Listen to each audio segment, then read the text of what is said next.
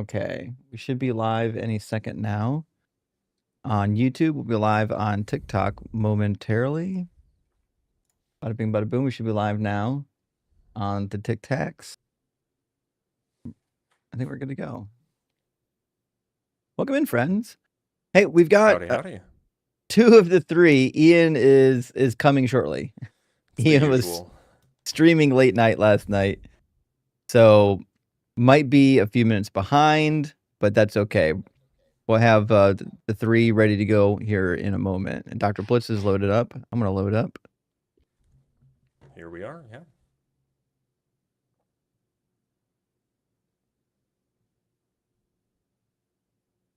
Okay, I'm requested up.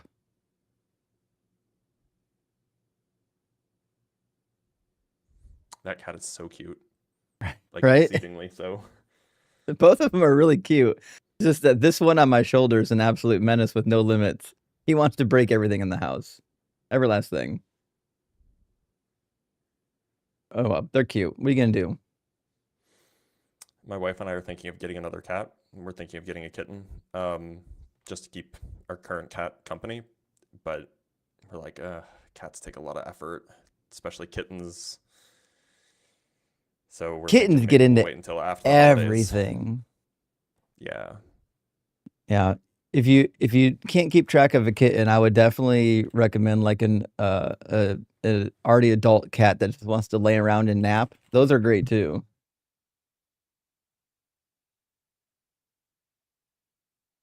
Well, the thing is, you know, introducing two adult cats can be challenging and they might never get along with each other, but typically if you introduce a kitten to an older cat, the older cat will kind of like play a parental figure, and True. the younger cat won't know what else is going on, so they'll just like they'll bond a lot more easily. Yep, that's a fact. Well, I think we might already have a guest, Dr. Blitz. Let me grab. We got 2 super chats, and we'll get our first guest in here. Looks like Furbido D is our first guest. Evan Rock, great to see you, friend. It says, "Happy Sunday, gentlemen and gentlemen. Let's cook." Oh, W. Nice inclusive verbiage there. And Miko, thank you for the $10 super chat, my friend. It says, "Old news to Justin, if true, but Al said Matthew 1, no known non-biblical Greek text from the era uses the verb." AI, by the way. Oh, well, you're right. It is AI. I literally just posted a video yesterday of a guy named Al. Oh. So it could be Al, but it could be AI too.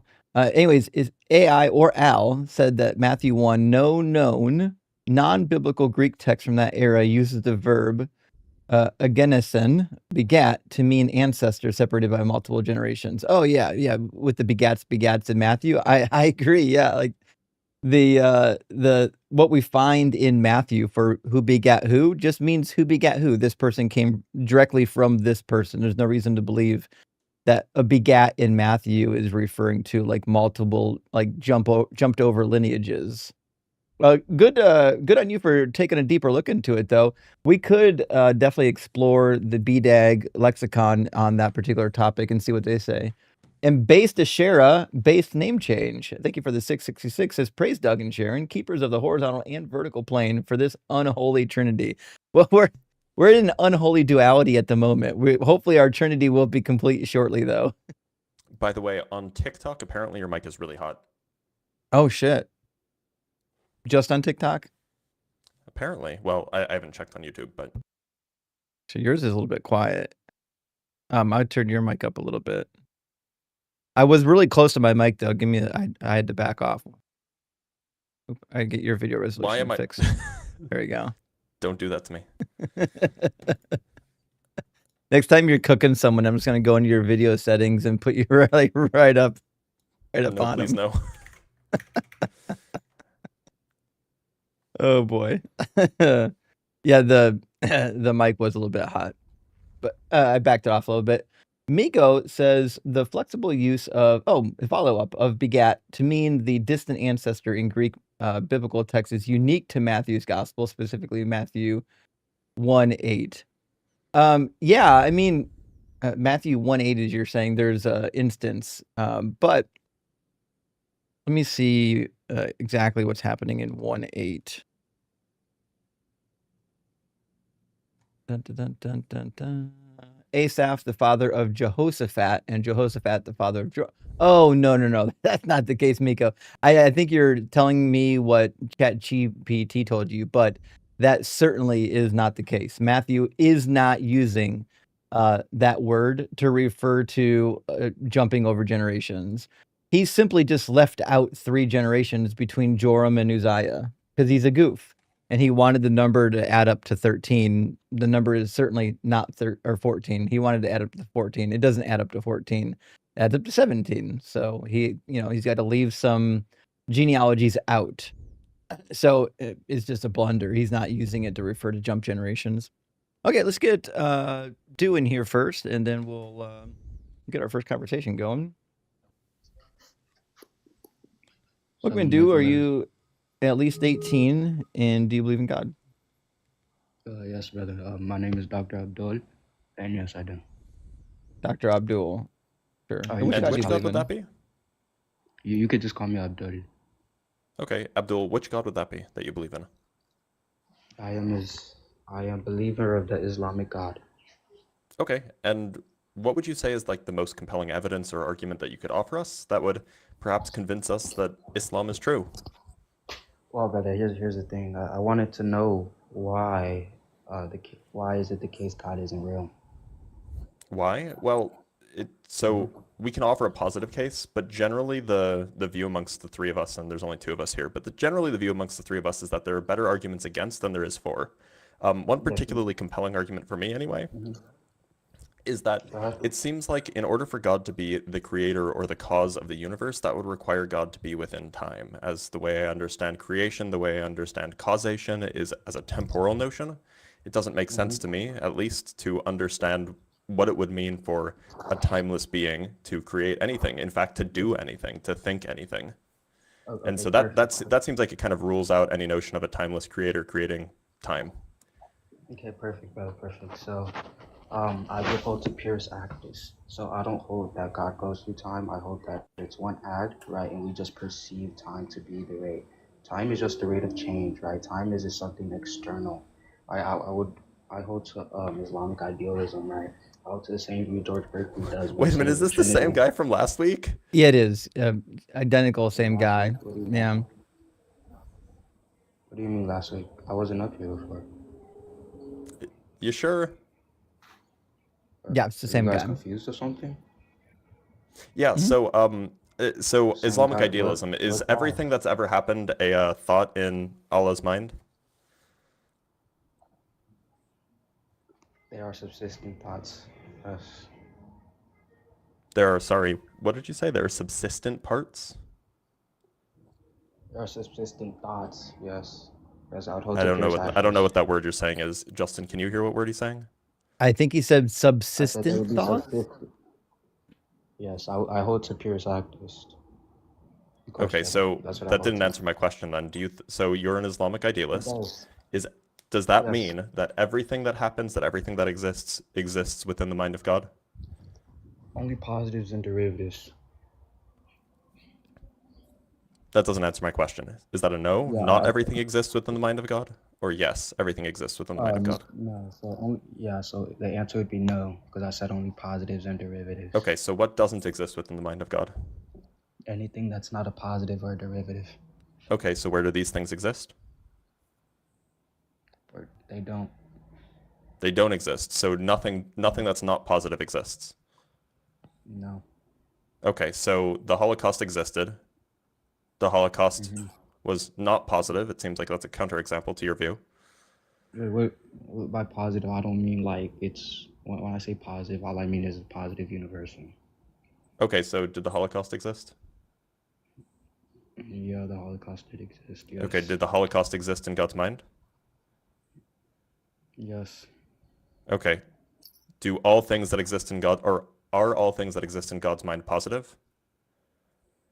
No. Oh, I thought that you said. Oh, I thought that you said that the only things that exist in God's mind are positive. And derivatives. Okay, so that means that the Holocaust is derivative. No, the Holocaust would be positive. Oh, the Holocaust is positive. That's a wild claim. And by positive, you don't mean good. No. I'm not Okay. invoking any form of virtue. Yeah. Okay. So can bad things exist in God's mind? Do bad things that no. So the Holocaust isn't bad? Yeah, yeah, I'll explain this to you. So when I say only I think derivatives that you've and been positives, reduced, my guy. yeah. So when positives and derivatives only exist in the mind of God, the Holocaust is a positive, but it doesn't exist intrinsically, right? Because I told you I hold to purest active, so it doesn't exist intrinsically, but it exists as a particular within the subsisting perception. I'm not sure if you're understanding what part of the conversation you just got slammed in, but you just agreed that the Holocaust was good, or rather that it wasn't No, bad. I literally said I'm not invoking virtue here when I say positives or derivatives. It I doesn't invoke. understand that. I asked you if the Holocaust was bad, and you said no. Oh, I didn't know you asked if it was bad. If it's morally bad, yeah, yeah, Holocaust. Okay, I would deem it so morally bad. can morally bad things exist in God's mind? No, Okay, but you said that the Holocaust exists in God's mind. yeah. Do you want an explanation? So we have a direct contradiction. The Holocaust is You morally want, bad. The Holocaust yeah, cannot exist in God's mind because it's morally bad. However, the Holocaust does exist in God's mind. You yeah. Do seem you like want you're an contradicting explanation? Yes yourself or all no? over the place. Do you want an explanation? Yes or no? I would love you to explain the direct Yeah, contradiction you just affirmed. Yeah, yeah, that'd yeah, be yeah. good. Perfect, perfect, perfect. So the Holocaust isn't a universal, right? It's a particular. So when I say only derivatives and positives exist in the mind of It's God, the same right? guy. Definitely the same guy. Same God to It's what? the I'm just waiting same for him to call guy. you a donut again. Wait, same God to what? The last week. Last week. I Hmm. don't know. I don't debate. Yeah, sure. Sure, Yeah, Jen. but back to what I was saying, right? We would say derivatives and positives are positive. Only some form of positives are intrinsic to the mind of God, right? The Holocaust exists as a perception, not as a derivative. A derivative, it can exist as a derivative because it's not a universal. It participates within the mode of existence that we substitute through perception. It doesn't have any real ontology. It's just perception. Now, I'm not claiming that it doesn't I'm sorry, can you exist. I'm repeat just that? I saying, missed all of that. yeah, the Holocaust isn't an immaterial object because it's not a universal. It's a particular, right? And the universal would be existence. So the Holocaust doesn't have real ontology, right? When I say real ontology, I don't mean it doesn't exist. What I'm saying is that its substance is only in the mode of perception. Sorry, one more time? Oh my gosh. So Yeah, I'll I put think it. I think it I'll just put. said God doesn't have substance, is what I heard. No, I said the Holocaust, right? It doesn't have real ontology. I'm not saying it doesn't exist, right? It doesn't have real ontology because it's not a universal, so it's not an immaterial object, right? So it only exists within the mode of subsistence of Oh, hey, perception. yeah, It doesn't. I missed that first part. Can you repeat that first part again? The Holocaust, right? Is it a universal? So it isn't a derivative. Okay, are you listening? So it doesn't have Yeah, a yeah. So real So sorry. ontology. What do you mean? What did you say? That something about the Holocaust takes the derivative of right, the No, universal cover? that's what I heard. no, the Holocaust doesn't take a universal. It's not a universal, no. So it's just a derivative. No, the Holocaust isn't a derivative. Derivative, no, So it's an integral? no. What the fuck do you mean integral? Well, you either The have Holocaust. derivatives or integrals. I guess you could have the function itself. When I'm saying derivatives, I'm not talking about fucking math. I'm not talking about math calculation here, math equation. When I say Oh, I derivatives, misunderstood. I misunderstood. Could you start over again, please? I missed it. yeah, I'll repeat myself one time. The Holocaust is a particular. It's not a universal, right? So it doesn't have an actual mode of existence within an immaterial object. So it only When you exists say within the mode, do you substance. mean like as different from like the median and the mean? When I mean mode, I just say the way in something exists. So how is that different from the median? From the median, well, it applies good. Well, yeah, you can draw a distinction, right? Because when you have a median, and I'm assuming you're defining a median as just a deriving principle over something subsisting. We can make a distinction, And right? what about Because a we would have mean? to invoke some form of. What you say? What about the mean? How is it different from the mean? I don't understand what you're saying.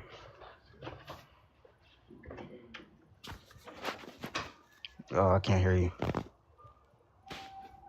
You're on mute, I think. No. Dude's running from you again. Yeah, I just heard you now, but I think Blitz is on mute. I can't hear him. He's not. Everyone can hear him. Yeah, I'm pretty sure that everybody can hear me. I can hear you now. I can hear you now. Yeah, But I yeah. said So what so you're. you brought up the mode, and then I clarified that you weren't talking about the thing as distinct from the median. So I just want to make sure that you're also not talking about the thing as distinct from the mean. Yeah, wait, hold on. How do you define a median? Oh, I just take the median as the value that is the that has the same number of elements below it and the same number of elements above it. How are you cashing out elements? Yeah, so if you have a list of numbers, then like you have the median is, if you order those numbers, then the median is the middle one.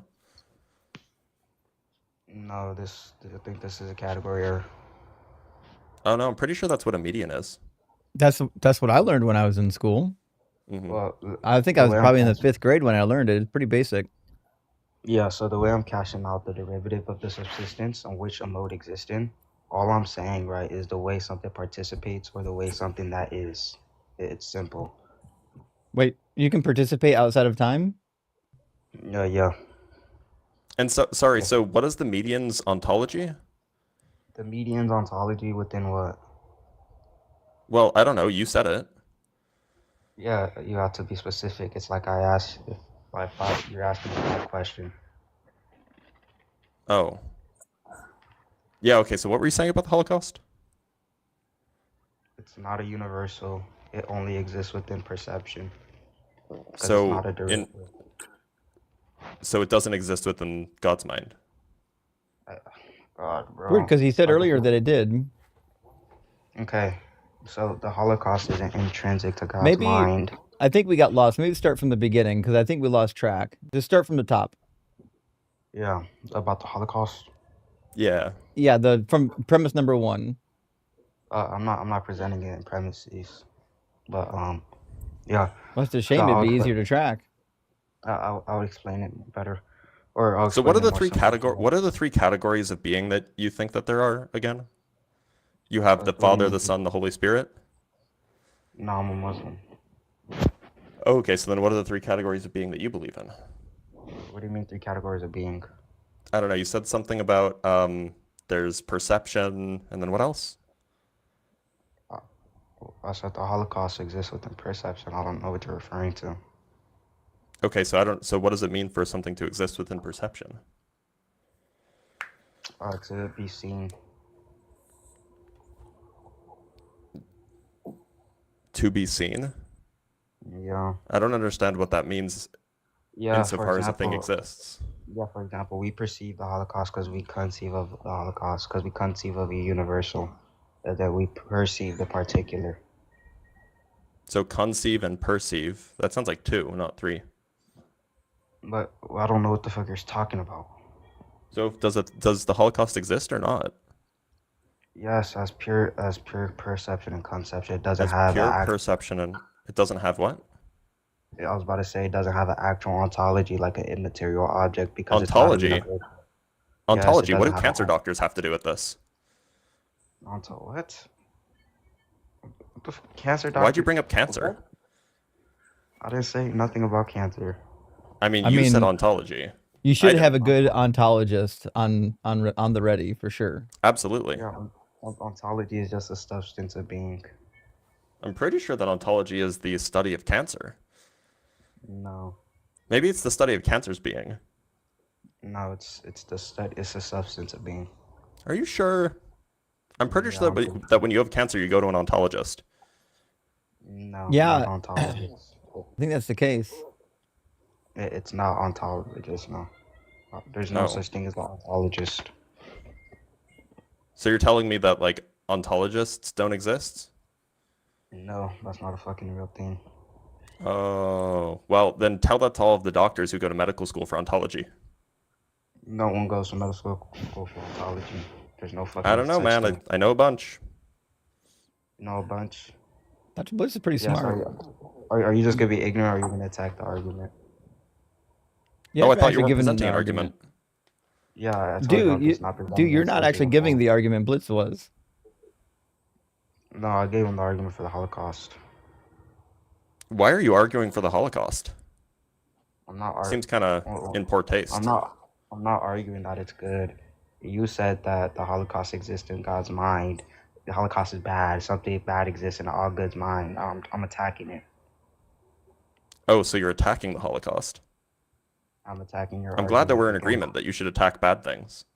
Well, no, you don't even have moral splits. You don't believe grape is bad.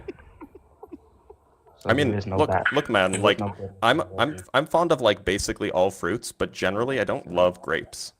Although a Muslim referring to grape as being bad is like rich in irony. Your book literally allows it. Are grapes haram? Graping a woman is wrong. Yes. Oh, are you gonna make Oh, a I thought joke we were about talking that? about like I thought we were talking about like I'm the pretty, fruit that grows on the vine. I'm pretty sure your mind is I don't know what you're switching talking about. that you probably love talking about it. I'm not surprised. I mean, look, like there are a lot of vine-based fruits that are quite tasty. Grapes are kind of mid, all things considered. Did you just say Blueberries, not vine-based, bush-based, but much better. Yeah, so you're just downplaying every girl who's gotten graped. Yeah, you're just sick, Blitz. You're sick in the mind. I don't even know what you mean. I'm talking about the fruit that grows on the vine. No, you know what I mean. You just No, wanted you to don't think hold on. that grapes grow on a vine? What kind of plant do they grow on? Grapes do grow on a vine. Well, we're talking about I'm the glad we're in actual agreement. So grapes. you just affirmed a contradiction, my guy. We're talking about women getting graped here, Blitz. You don't I'm think it's sorry, I don't bad. understand what that means. Grape is a fruit. Yeah, yeah. It's just you just replaced the G with a R. It's not that So, hard. oh, you're talking about rape. That's what I've been saying. Yes. I thought you were Yeah, you saying don't think rape. it's bad. Yeah, you don't think it's bad. Blitz, you think it's honestly, you don't even think anything about it. You just if it happens, it happens, right? In your Crazy worldview. how quickly they become mind readers. I mean, no, it's just a logical entailment. Definitely not a logical logical entailment? entailment. Well, if I say water exists, So- it's Wait a necessary. minute, since when does logic have tails? Yeah, logic entailment is something that follows. How can you put a tail on something abstract like logic? It's like, do you find this funny or something? I actually find it hilarious. Like, absolutely, it's really funny, and so does chat. Yeah. Do you want to discuss how you don't have morals? Well, I mean, look, I've just been trolling you for like the last 15 minutes because like you're obviously the same guy from last week, even though you were lying to us. I'm actually gonna kick you. But thanks for being the comic relief as we get some guests streaming in. Hey, welcome in, friends. The link to join, if you're on TikTok, is the Get Request button. If you're watching on YouTube, it's tiny.cc/UAguess. There's a clickable link in the description of the video. You don't have to type it into your browser if you don't want to, but either method will work. We should have Ian with us shortly. It's a shame that he wasn't here for that one, but He would have enjoyed that so much. certainly. Let me grab a couple of super chats. We'll get our first guest. It looks like AJ in here, our second guest rather. Chad Parker says Tom Rabbit posted a vid of Blitz skewering PMARs. I know. I have to go watch that one still. So just so everybody knows, I actually posted a video of the live stream first. So go watch it on my channel and then skip to the end of the Tom Rabbit video and watch Darth Dawkins' reaction. Indeed. So watch the debate on my channel and then the reaction on his channel. That's what you should do. I'm not mad at Tom Rabbit for doing that. That's what he always does. But go watch it on my channel too, so I can get the ad revenue too, please. Definitely give the original creator the credit. Tim says, didn't he have an accent when he first called in? He did. They always do. That guy's a goof. He comes in and whispers bad philosophical arguments, and he's got a different position every time. It's always theistic, but it's different. Adam, good to see you, friend, says, if the God was real, it wouldn't be as complicated to understand as Phil Bros make it. I mean, that is the case. Like, I understand that some things exist and they are complex, or at least it's complicated to get to the conclusion that they exist. But if God was real and it wanted you to know it was real, it wouldn't be making it this complicated. And Dark, good to see you today. Thank you for the super chat. It says, loving Cheeky Blitz. Indeed. I think we all are loving Cheeky Blitz. In fact, Thanks for the follow-up. Rage Baiter Blitz is my new favorite Blitz. I'm down for Unfortunately, he rage didn't bait. take the bait that much. I don't think that he got. I don't think that he got that he was being trolled. No, That's he the was sad part. way too slow to grasp what was happening. Rocky, thank you for the super chat, friend. Says he couldn't stop thinking about his L and lost sleep about getting slammed last week and had to call back in today to try to redeem himself. Oof. Yeah, that's That's a big exactly what oof. it was. And Von Doodle, thank you for the super chat, says it's easier for a dumbass to go through the eye of a donut than for a Christian to enter the kingdom of God. That's good. That is, That's I mean, wholesome. that is absolutely the same guy from last week that called Ian a donut. Mike, thank you for the super chat. Says caller smokes table salts. Of all the things we could say about the caller, that one seems like it might be based in reality. Who knows? Miko, thank you for the additional 10-pound super chat. Says JWs say this begat is ancestor rather than truly begat, but AI. Statements say that no non-biblical sources use it in that way. Only Matthew in the New Testament uses it that way. Sounds like a cope. It is. Migo, you're right. It is a cope because Matthew's not using it in that way. That's the excuse you have to make up. You have to make up this excuse that Matthew is now using a word in a way in which it was never used in order to make up for the fact that he just got things wrong in his genealogies. He even got the father of Jeconiah wrong. He listed the father of Jeconiah as being Josiah. That wasn't the case. It just isn't the case. And Zach says, I've worked in an immuno-ontology for a pharma company. How dare this caller belittle the hard work of ontologists? Embarrassing. How dare they? Terrible. What, they wouldn't Terrible. seek out an immuno-ontologist when their relative has some sort of disease of some kind that immuno-ontologists treat? Last super chat from our friend Megs. Good to see you, Megs. Says, good morning, friends. Praise Doug. And that's all. Well, shit. Thank you, Megs. Appreciate you being here. And thank you for supporting the stream. We're going to get our next guest in here. And I think, I could be wrong. I think our next guest maybe goes by AJ. The name is AJI808. So we'll see about that. AJ, welcome in. Are you at least 18 and do you believe in God? AJ's not on his screen anymore, so I don't know if he's actually still in front of the computer. A moment ago, he was in front of his computer with a guitar. He was. I don't know if this background's doing a whole lot for you, AJ. I don't think AJ's with us anymore. Okay. Well, listen, friends, if you're watching on TikTok, we've almost got 500 people in here. I'm sure it's going to keep going up. If you want to talk to us, the best time to get in the box is right now. We always have the same thing every week where people line up with like an hour left in the stream and we got like 30 people left to talk to. If you want to talk to us, the best way to talk to us is get into the queue early.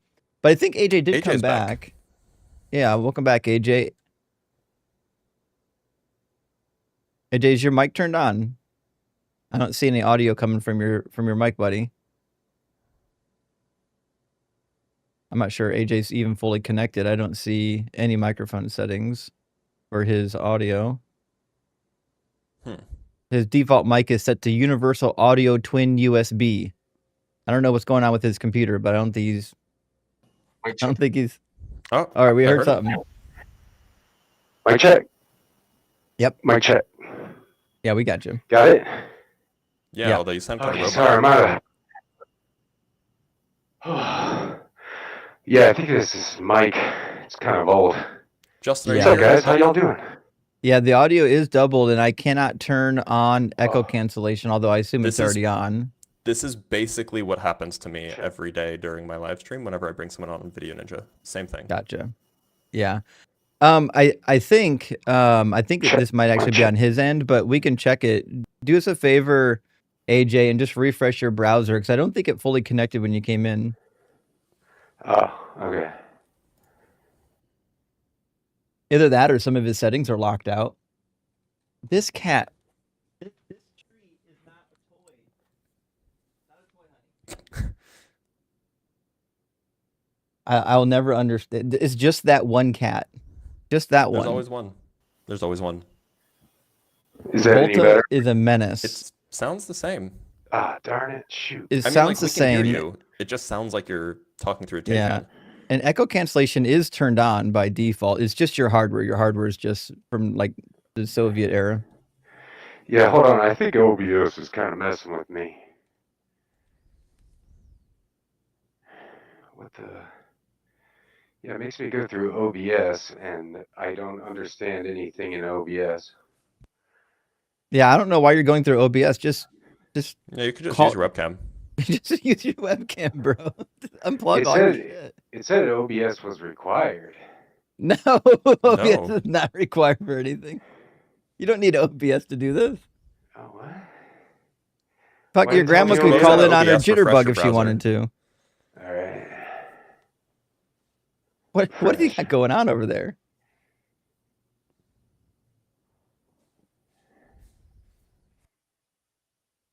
That's wild. Can you hear me? We can still hear you. We can hear you. Oh, okay. Still have the same issue with the you sound like you're calling from a tin can, but it's I think it's my Fine. mic. It's brand new, but I don't understand why. Are you feeding the It's- mic I through don't- OBS? yeah. I don't think it's a mic issue. No, I closed OBS. God, I'm still out of breath. Gosh. Okay. Well, I mean, if it's too much to handle. I mean, I it's could- fine unless people. Well, I mean, worst case scenario, people don't like it. It's fine. Yeah, I mean, I think don't it's really, that big of a deal. I don't really So- care all that much. Is it AJ, Aji? What should we call you? Aji. It's Aji, right? Aji. It's Do you believe in God? Yeah. Do you? And which one would that be? The God. Well, okay, but is it like a god that had a son that resurrected? Is it a god that sent in like an angel Gabriel to a man in Saudi Arabia? Is it a god that revealed a series of books to a few million people on a mountain? Is it a god that, you know, gave birth to the universe in a cosmic egg? Like which god are we talking about here? Which notion do you believe? Yeah, all those sound pretty cool. Okay, so but none of them are the ones that you're talking about? The Christian Bible God, right? If that's We're what at- you believe. We're You asking only- you. We don't know what you believe. There's no right answer here. Oh, okay, then perfect. So like Okay, so you're you're a Christian? Christian. Oh, I'm Catholic, but I would say I'm a bad Catholic. Okay, Because that's because fine. I also kind of believe in reincarnation. Do you guys believe in the soul? No, Why not? I don't have any good reason to. What happens when you die? You stop being. Yeah, you're done, buddy. What happens to your consciousness? You don't It have stops. What? That's kind of cynical, wouldn't you say? It might be. Doesn't mean it's not true. it. It's not cynical. It's just where the evidence is. Well,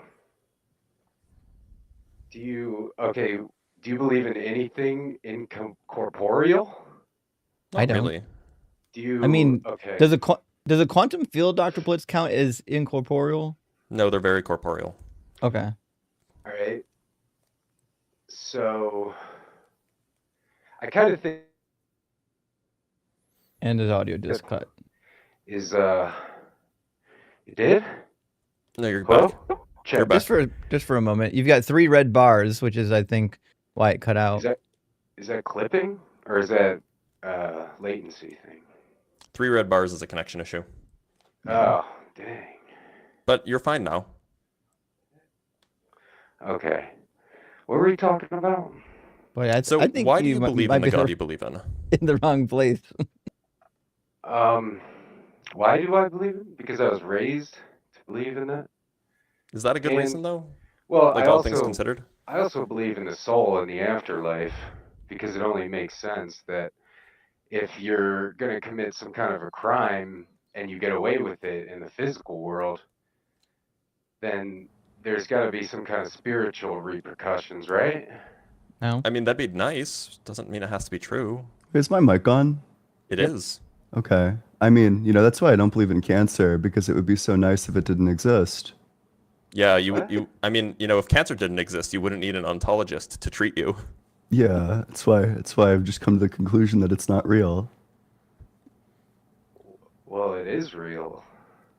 Oh, and did you come to that conclusion based on like some sort of evidence? Yeah, dinosaur cancer, duh. You know what I mean? Dinosaurs have cancer. Well, they don't anymore. Their bones still do, right? I don't know. The dinosaur extinction makes me kind of sad. That's why I don't believe in dinosaurs either. Yeah, that could be a big lie. Well, fossil fuels came from dinosaurs? Yeah, right. Well, they didn't though. They came from algae, but Yeah. that's Well, neither listen, here nor there. Aji, Oh, I this could is be wrong, cool. but you don't really sound like you're up here being serious, and that's fine. Oh, I'm 100% serious. When you because I believe in spiritual. when you figure out what you believe coming back and why you believe it, come on back. Wanting to believe it's not a reason for believing it. Ian, Welcome in, Ian. did you watch any of the live stream as you were, putting your face on?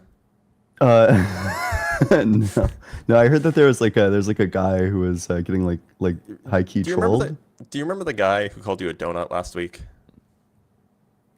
He was the Christian idealist who was talking about like perception, conception, and ontology or whatever. Yeah, I do. So Was he he came back? on. He came on pretending to be an Islamic idealist, which is hilarious, by the way. Mhm. You'll just have to go rewatch that entire conversation. It was rough Yeah. for him. Did he recognize the incompatibility of the Trinity with idealism? Well, he was whose mind is it all in? Well, he was Islamic this week. yeah. So he doesn't believe in the Trinity, right? Yeah. But anyway, you should just go rewatch it. He got trolled so hard. Yeah, sure. I was dying. Like I was struggling so hard to keep a straight face. Anyway, Let's we have a grab few our guests on YouTube or on next TikTok guest. rather. Yeah. Ian, your phone is struggling to connect to TikTok right now. It says it's still thinking it might drop out. Just heads up. What? Also, it says Ian's audio is terrible. His audio? My bass is too high. I thought it sounds good. Oh, my lobster is too buttery. My steak is too juicy.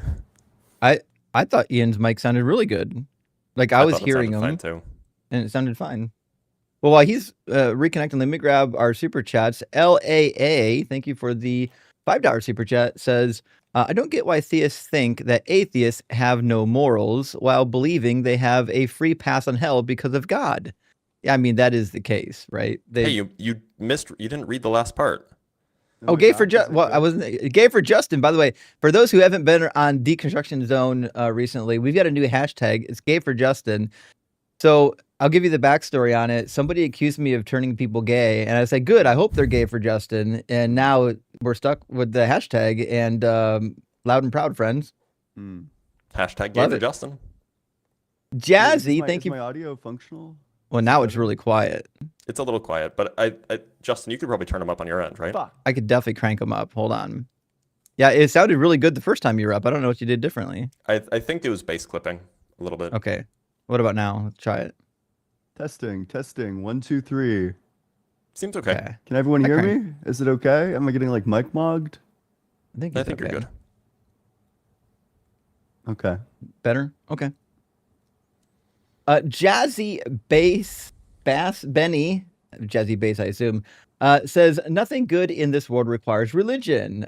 Keep up the good work and lots of love from Germany. Well, hell yeah, Auf Wiedersehen, all the way to Germany. Thanks for being here. Thank you for watching the show, friend. And Booget says oncology is when you keep your phone on you just in case. Interesting. That's true. That is what oncology is. Yeah, it's the study of keeping your phone on you just in case you get a call. I believe that. And I am the Big Cheese. Welcome back, my friend. Thank you for the $20 super chat.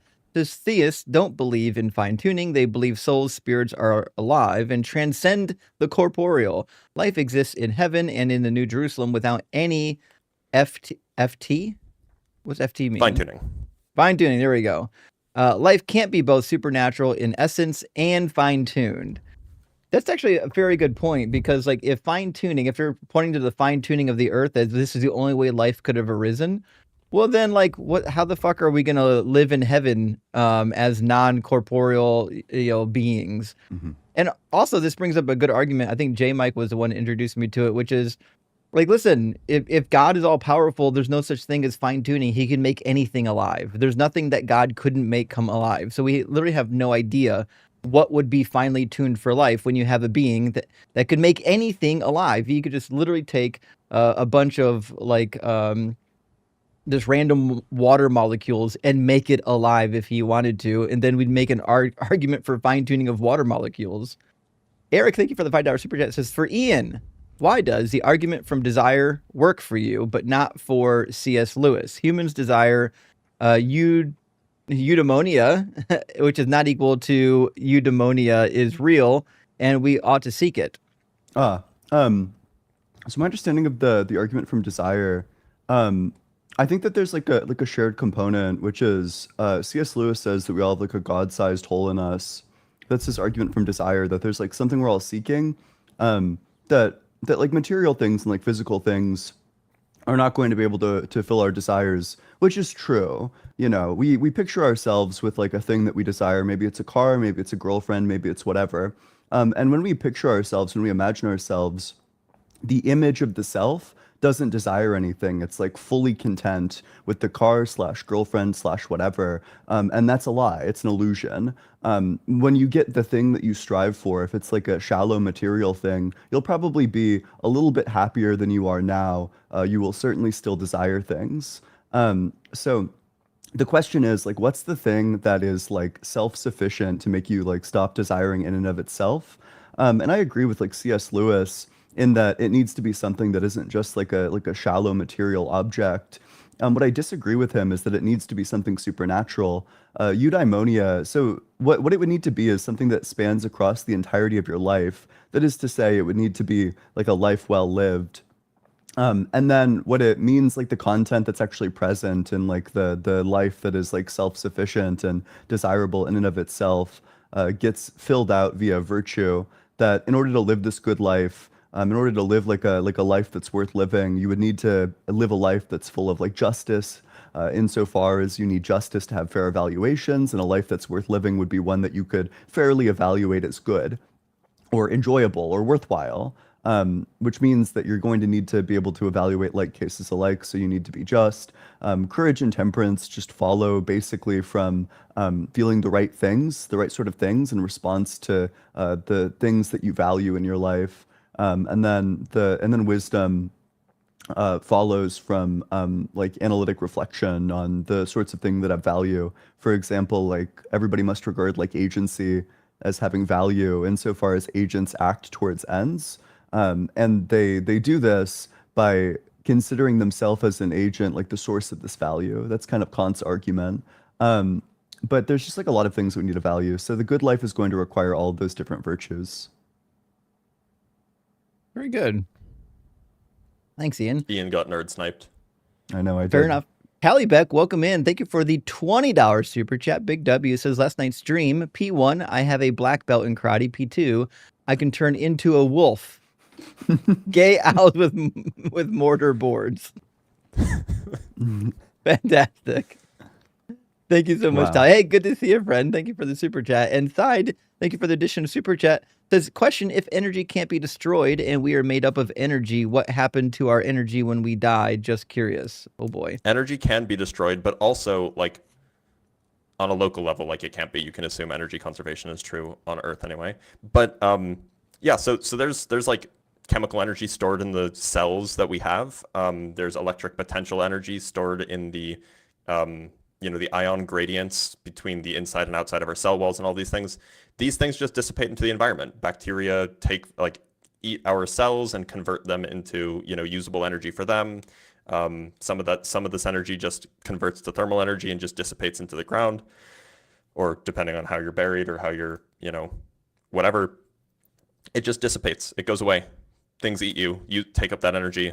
You give off heat by decaying. That's Indeed. life. And Paco, thank you for your donation of 20 Canadian dollars and your additional donation, another 20 Canadian dollars. Big W.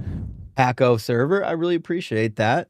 And Jam and J, our last super chat, says, I heard Justin supports the schism. W controversy. Jam and J, the only schism I support is that Dalton/Duncan requires a mustache. That's the only schism I support. There is no Sharon and vertical horizontal Doug schism. Thank you though for the super chat. Let's get our next guest in here. It's going to be from Fro from Norway, I think is the next in line. Let's Is get that an Ian. acai bowl, by the way? Isn't it always? Nuh-uh. Yeah, it is. I feel like it has to be. All right, next guest. Sorry. We're going to get Fro in here. Ian says you're still not connected to the TikTok stream. I see him. He says it's loading on my end. It's not loaded, it says. Weird. I wonder if it's just on my end. Bro, welcome in. Are you at least 18 and do you believe in God? Yes and yes. Awesome. And which God do you believe in? I believe in the Christian God. Okay. What do What's you the think? best argument for Christianity? Mm-hmm. I think it makes the most sense, and I also very much like the argument that it supports morality. So the moral argument. Yes. There's one thing I was thinking about recently. I think the moral argument is anti-biblical. The Good Samaritan story seems to fly directly in the face of the moral argument. That the point of the Good Samaritan story seems to be that being Christian is neither necessary nor sufficient for being a moral person. I don't think you have to be Christian to do moral things. Mm-hmm. So I I guess think it what helps. would be your formulation of the moral argument? I think you become a better moral person if you follow Christianity, Oh, I guess. well, I wouldn't disagree with that, strictly speaking. Certainly there are some people who will be made better by becoming Christian, but I mean, that's like if you're like a complete scumbag. For the rest of us, I think that we can figure these things out and treat each other with dignity without having to be like threatened with like eternal torture.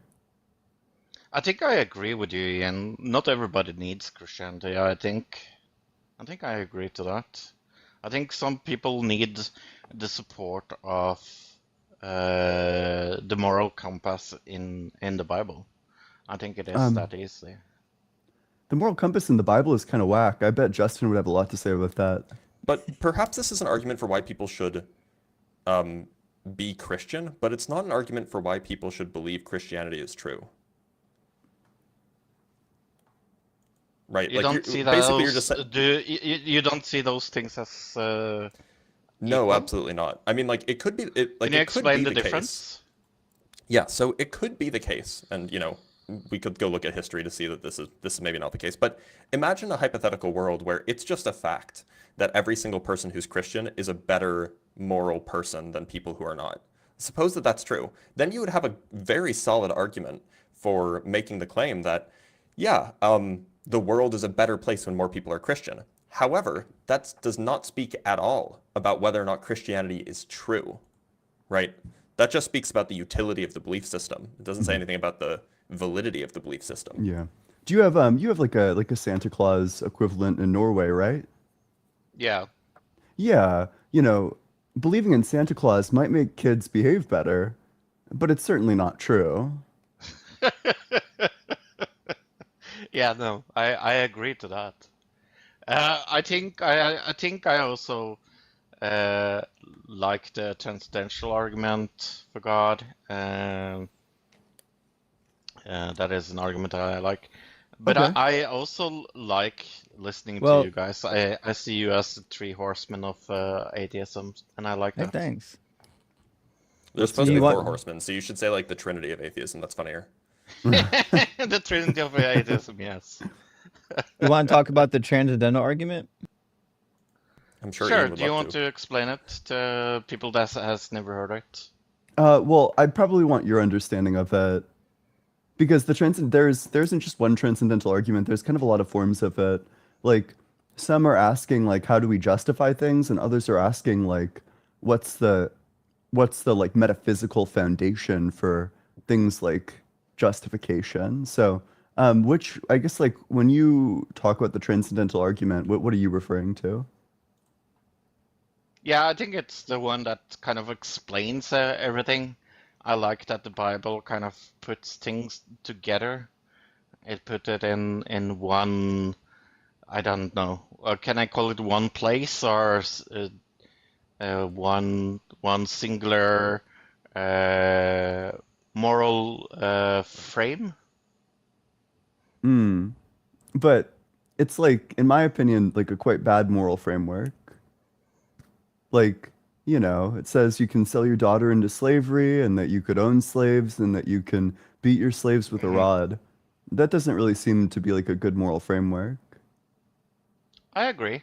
There are passages in the Old Testament I have huge problems with, and I would not think would be from God. I think I look at it at either, oh, God will explain why that is there after I'm dead. I mean, I have questions for God. Like why, like one of my biggest questions will be why did you not make it clearer? Like I think it just have it correctly that there isn't enough evidence for God, and I wish that it made it like, yeah, that he kind of wrote it in the sky almost. Definitely, especially if what God wants from us is like a relationship. So Yeah, maybe we could think about it like this, if you have a goal and there's something that you need to do to achieve that goal, then you need to do that like necessary step. If you want yeah, to graduate from college, well, one of the necessary things to do here is to enroll in college. And if your goal is to graduate from college, but you don't enroll in college, we would probably just say that yeah. you're irrational. Likewise, Yeah, that would be God stupid. wants Yeah, yeah, us to believe in him, yeah, but one of the yeah, necessary steps to believe in him is that we get sufficient evidence. yeah, So it's hard to avoid the conclusion, in my mind at least, that God would be doing something irrational by not giving us this like necessary step in order to all believe in him, like writing out into the sky, the Christian God is real, or on the electron carved into every single electron are the is like the entire Gospel of John. And yeah. then like one day we discover that, and then we all like convert or something. I heard an argument that I was kind of interested in, that I heard on one of you guys' videos. Some of you was asking someone that was Christian if they could imagine a world without cancer. I don't remember who it was. I'm sorry about that. And I think that that is also one of my biggest questions is like I can imagine a world without cancer, and I can imagine that world to be better. Mhm. So definitely that will be some of the questions I need to ask God about. But sadly, I can't do that live, and I don't plan to die very soon. Understandable. Neither do Yeah. I. Um, but I mean, certainly, if you want to add like a layer of depth and complexity to this, um, it's it's not just like there's like cancer is like a really good reason to not believe in God, but also if God wants us to believe in him, it's it's not only weird that cancer exists, but it's also weird that there's like anything that's sufficient to make us like doubt God. It seems like nothing about this planet should give us reason to doubt if he designed it. And it's hard to see what the greater good could be from people getting turned away from a belief in God because of things like cancer. I mean, in that way, I kind of agree with the Muslims. It could be that it's a big of part of a huge test, and we're supposed to not get answers, and therefore uh, just have faith. I know that is maybe not a satisfactionally good answer, but that could be an answer. Yeah, I have a couple of problems with that, like a couple of reasons that make me think that it's not plausible. The Hmm. point of testing is to assess what happens, but if God's all knowing, he already knows. Um, the test includes horrors beyond imagination, it's hard to see how God is like the proctor of this test would give a test and it just contains things like, you know, children getting horrible diseases. Like there's this one Yeah, disease that causes 2-year-olds to gouge their own eyes out. It's called Lesch-Nyhan syndrome. It's an awful disease. yeah. It's really hard to fathom. Um, like an all good God giving a test that includes things like this. Yeah, I don't really have a good answer for that other than that I believe that it's for the greater good. And I guess that's a terrible answer if you don't believe. Yeah, it's like really unintuitive. And gosh, I mean, you seem like a nice enough guy. But I will say one way I think that Christianity actually degrades people's morals is that when met Mm. with like the horrors of the world, a lot of Christians will say, well, I think it's probably for the greater good, which I think is like really, really bad. And I know you think In that what it's like a way? horrible thing because I think that we should recognize the badness of like kids dying of You don't cancer. think you don't think that by saying, "Hey, no, I need to ask God about this," we do take it into us that cancer is terrible. Like I have a mom that died of cancer. You don't think I had problems with that? Like, No, do you I think definitely that? think you do. Yeah. But I just think Christianity pulls people in the direction of it happened for a greater good, that ultimately, all things considered, it wasn't as bad as it might have appeared to be, which I think is like a bad thing to believe. I kind I of think that I it's can agree exactly as bad as it on a appears to big be, and we shouldn't yeah. be like trying to mitigate like the badness of it. Instead, we should use the badness of things like cancer as like a way to drive us forward to improve the conditions of the world. One of the my biggest problem of becoming an atheist is probably because I believe that there need to be consequences for actions. And I believe that I am actually tough enough to say that I think Hitler deserves to burn in hell for eternity. Well, Oh, we I Fro, got a feel that tough guy is over here. I Really Wow, know, I contentious taking know. view. taking that take. He opened up the Fro, freezer to take that take out. I think the I know. problem, Fro, is that in Yeah, Christianity there is there's no punishment, right? So, for yeah, example, like you can be Jeffrey Dahmer, you can commit horrible atrocities as long as you convert to Christianity before you die. There's no punishment for you. You go to heaven, right? Whereas like somebody like Anne Frank, who rejected Jesus, was a Jew all of her life, would have yeah, died and gone to hell theoretically, right? So the yeah, heaven and hell could make sense if two things were true. If one, you went there because of what you actually did rather than what you yeah. believed. And also, if it wasn't eternal conscious torment should never be a fair punishment for any crime because crimes are Not for temporal. any crime? Yeah, I don't believe any human being ever, no matter who it is, should be tortured by fire for all of eternity because punishments have to be fitting to the crime, and not a single crime ever committed by a human has been an eternally committed crime. Maybe it's like The Good Place, Justin, if you ever seen that TV I show. have not seen it. It's a good show. You Endless, should watch it. You would endless enjoy it a lot, psychological Justin. torment. Yeah, You would enjoy it a lot, maybe Justin. it's. I think yeah, I would recommend that to you, Justin. But I kind of want. I don't want to take much of your time. You guys are great. You helped me in my journey, and you three are amazing people, and I love all three of you. Yeah, hey, well, I Well, really appreciate that. good to You've hear been from you, an Fro. extremely kind guest. Yeah, for real. So And I yeah no, you're good. yeah Go Dr. ahead. Dr. No, You're come fine. on, Go ahead. Dr. Blitz. I I was going kind to of say wanted something to on that, but ask. go ahead. I kind of wanted to ask uh, if it isn't eternal judgment or at least some kind of hell after it, does that seem does that seem fair to you guys? Nope, Nah. it's an unfair world. Yeah. If you want the Maybe world to be I fair, can't then you need to recognize take the that. initiative on that. You know, if you want the world to change, then it's up to you. There is no God that's going to set everything right in the end. Only you can do that. Yeah, but how do I punish Hitler? He's Not dead. eternally by lighting him on fire. Give him I don't know, 600 million years. It seems good. Yeah, Yeah. give him Maybe 100 1.5 years. billion years actually, because it was closer to 15 million rather than 6 How million. about Yeah. he gets a lifetime for every life that he took? Maybe Yeah, it seems like a maybe good he has one. to watch as like a movie screen with all of like it has like all of the sensations involved. Then he has to live through the existence of every single Holocaust victim to understand like the depth of all of the pain that he ever caused. That seems to Yeah, me that like a would fitting be a nice punishment. good.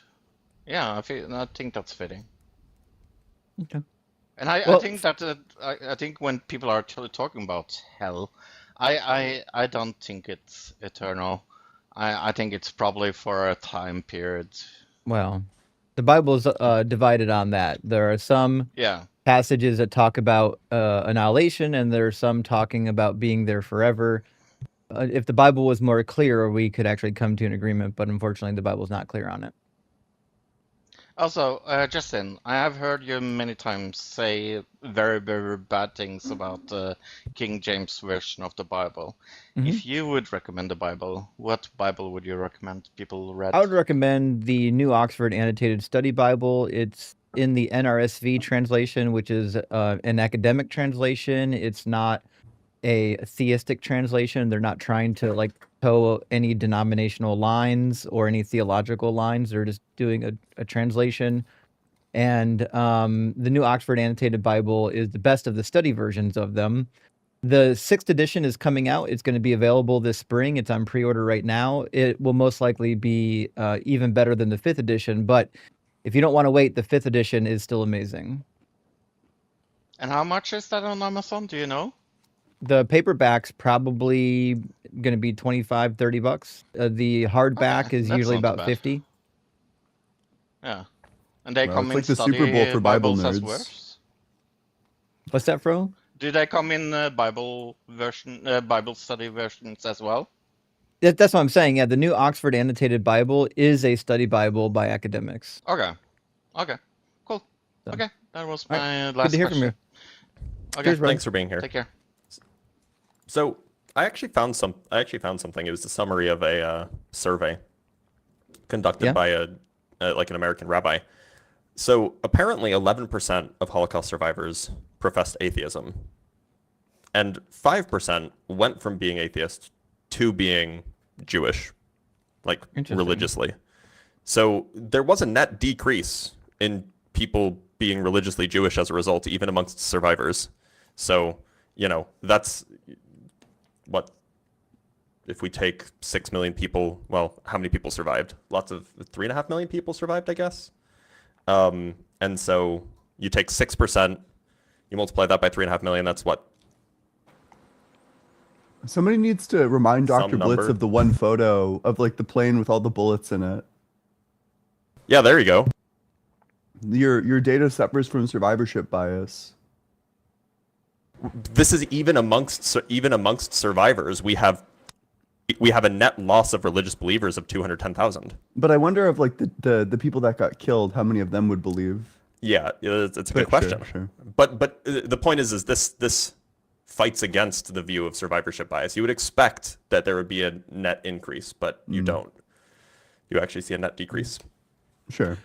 Let's grab some super chats. We'll get our next guest in here. Dr. Wasambla, great to see you this morning. Says 3 wise men for Doug. So good to have some fun and barbecue on Sunday. I hope we have some good crash outs. All the best, friends. Well, Dr. Wasambla, you've been around long enough to know there will be crash outs.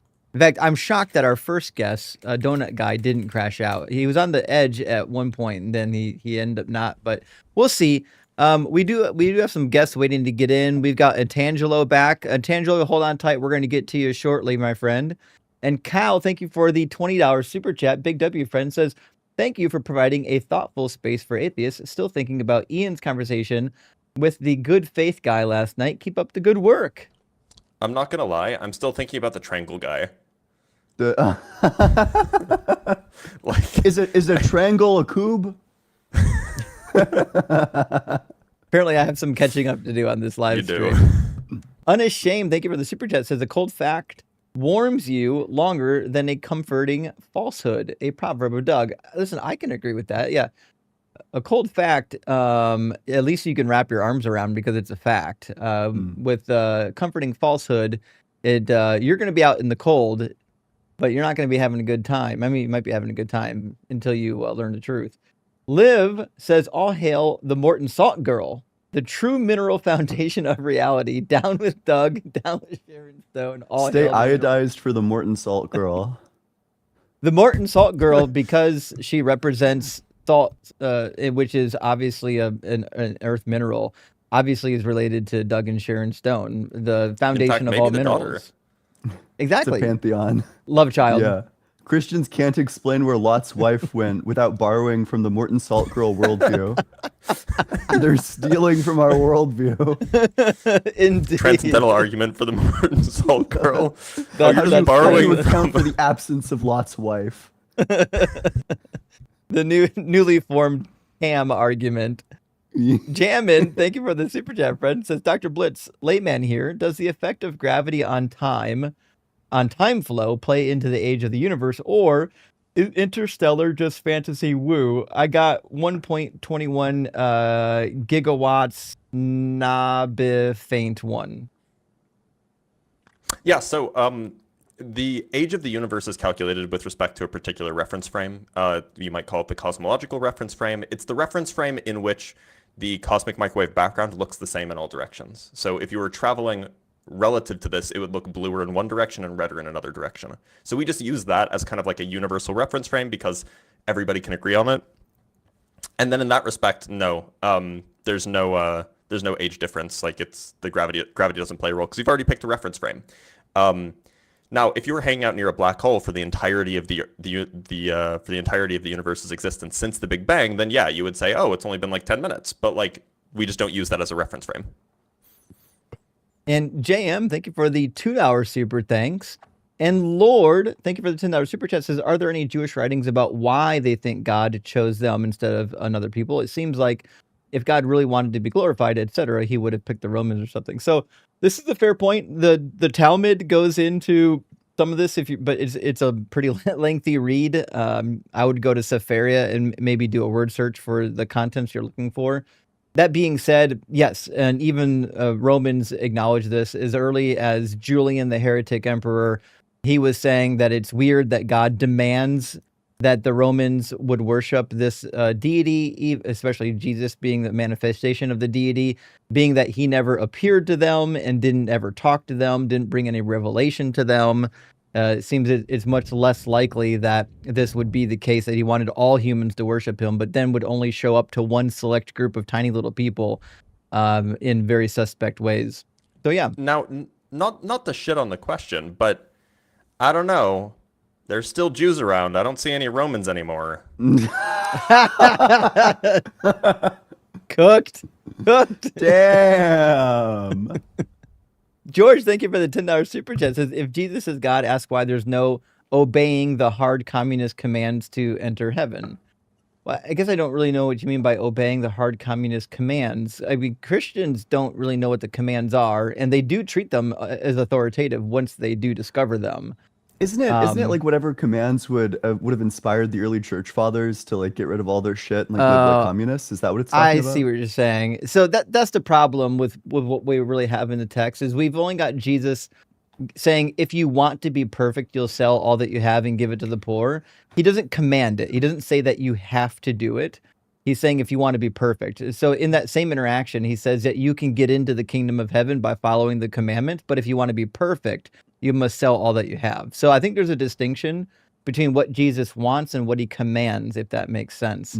That's why I don't think that you have to be a communist to be a Christian. That being said, if you look at the earliest Christian movement, they were essentially akin to communists, at a minimum socialists. And I think Jesus would have supported that. But I don't think it's fair to necessitate that to be a Christian, you must agree with that. That just happens to be how they chose to interpret, God's commands. Do you think that Um, it's do you think that it would be like true or rather just like a suggestion about like you if you wanted to be perfect, you can't be rich when he says yes. like okay, so it's not literally saying like you will not get into heaven if you're rich. It's saying like if you want to live perfectly, don't be rich. Exactly, and that's the hardest part too, because Okay. in the part where he says it is hard for a rich man to get into heaven, well, people stop there. But if you read the follow up, he adds to it, but all things are possible with God, which means like Hmm. it's not impossible to get into heaven if you're rich. It's just very fucking hard, and you're better off giving that shit to the poor. Get rid of it. You don't need any of it. It's corrupting. And so it's not necessarily that you can't do it, but to be fair to the question, yes, Jesus does prefer that you take a vow of poverty and you get that shit out of your life and you take up your cross and follow him. But is a good question. And last two super chats from Duke says lawful, neutral, chaotic. They never suspected the final boss of our times would be stupid evil. Did I miss something? I'm trying to put this one together. I think it's just saying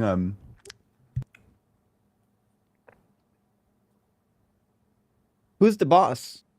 yeah, I think that's what I'm unclear about as well. Duke, my friend, we love you. Thank you for the super chat, but I'm not entirely clear on what you're saying.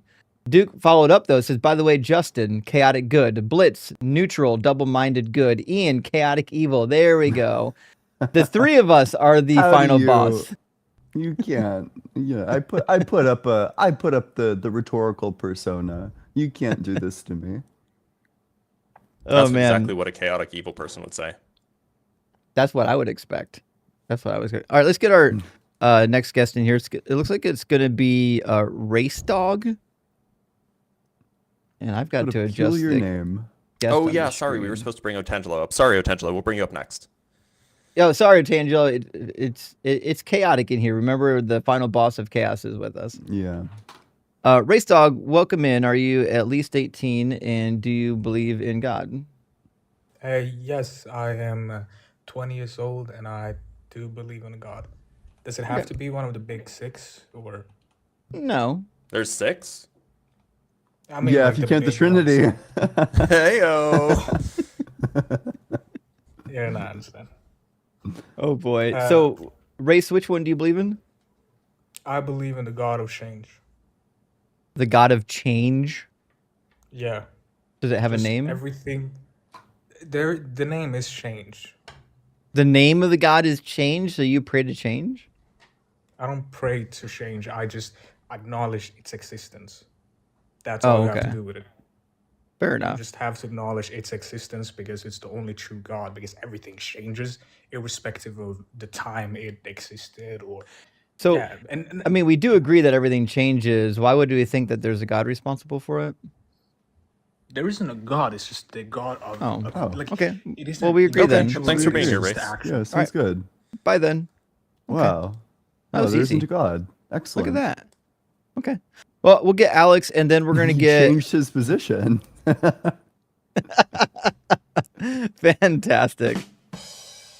We'll grab Alex, and then we're gonna grab Agent F after that, and we'll keep the conversations rolling.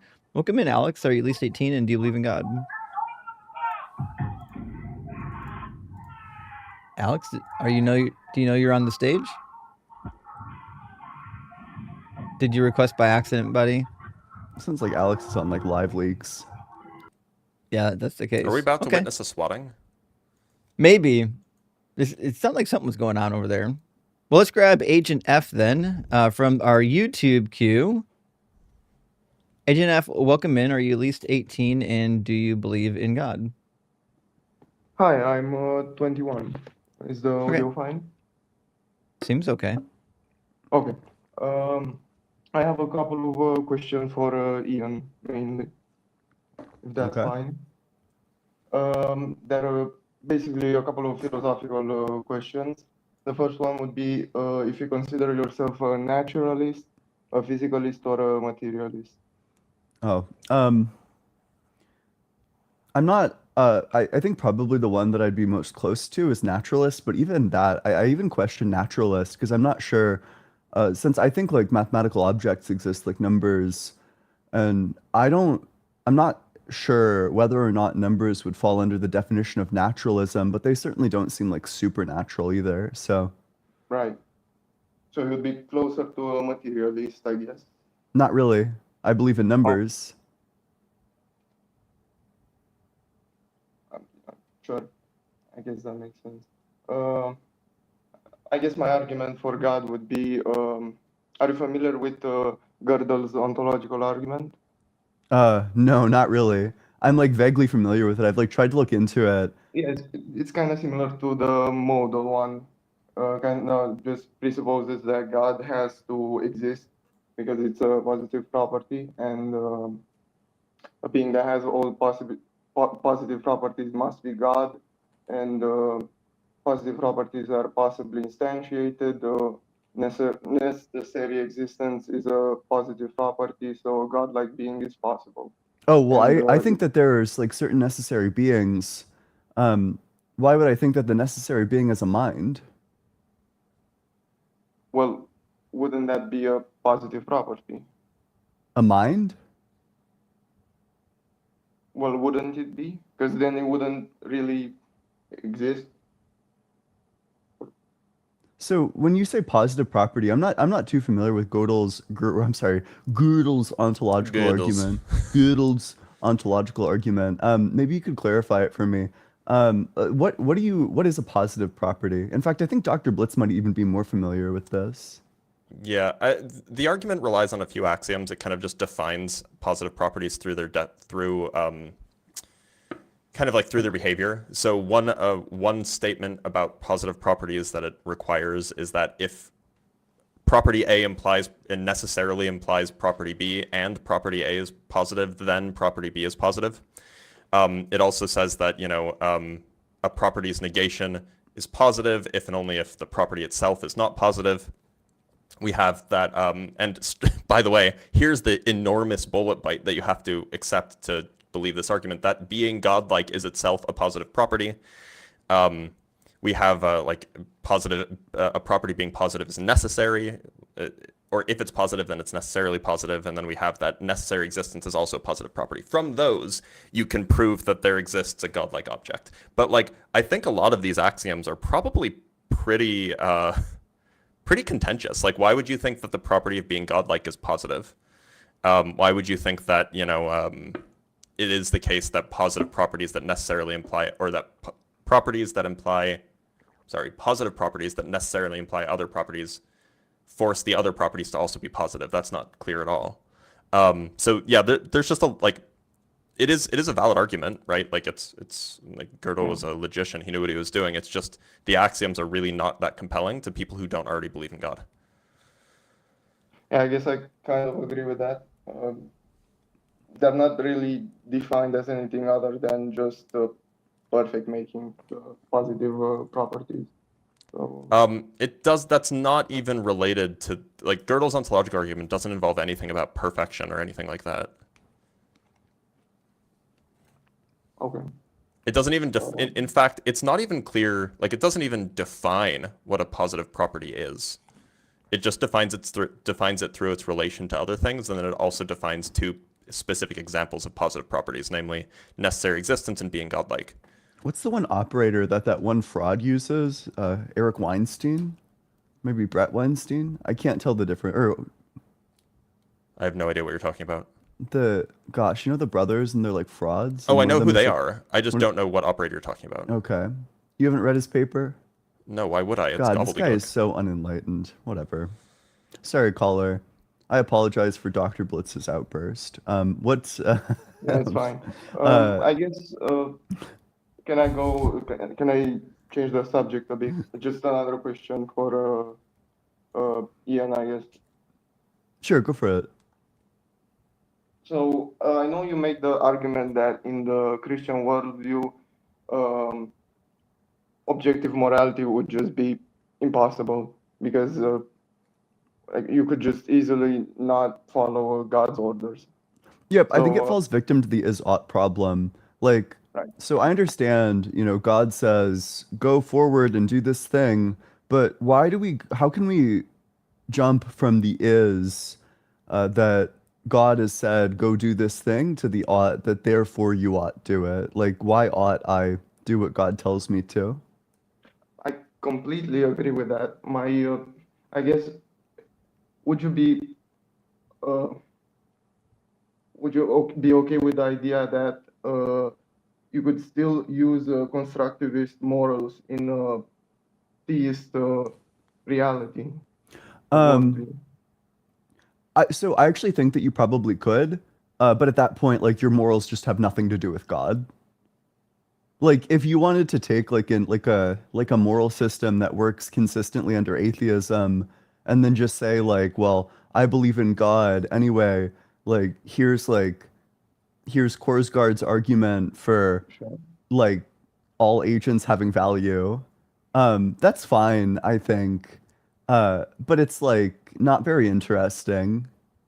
So sure. I totally think But I think that you could have like objective morals, but like the only type of objective morals that the theist could have are morals that would literally also be true if God didn't exist.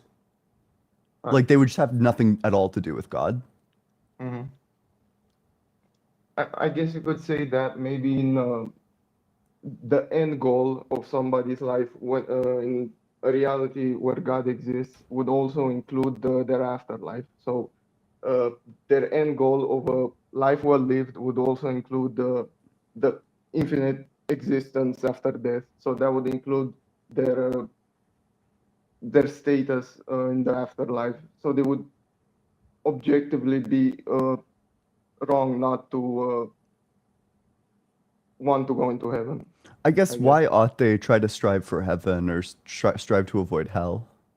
Well, it would still be kind of the same argument that constructivists would make, that it would just be logical to want infinite pain, I guess.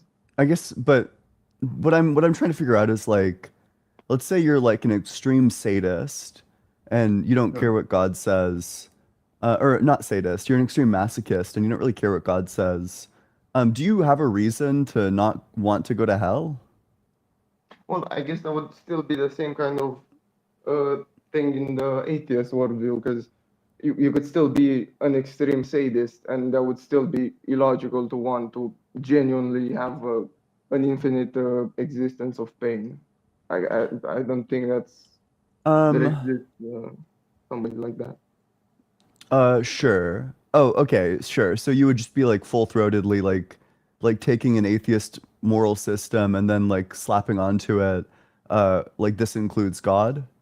Well, I'm just saying that's probably not a very good argument to say that objective or statement that objective morals cannot exist in like with God. Certainly they can't be like derived simply from like God's commandments. I probably agree with that. Okay.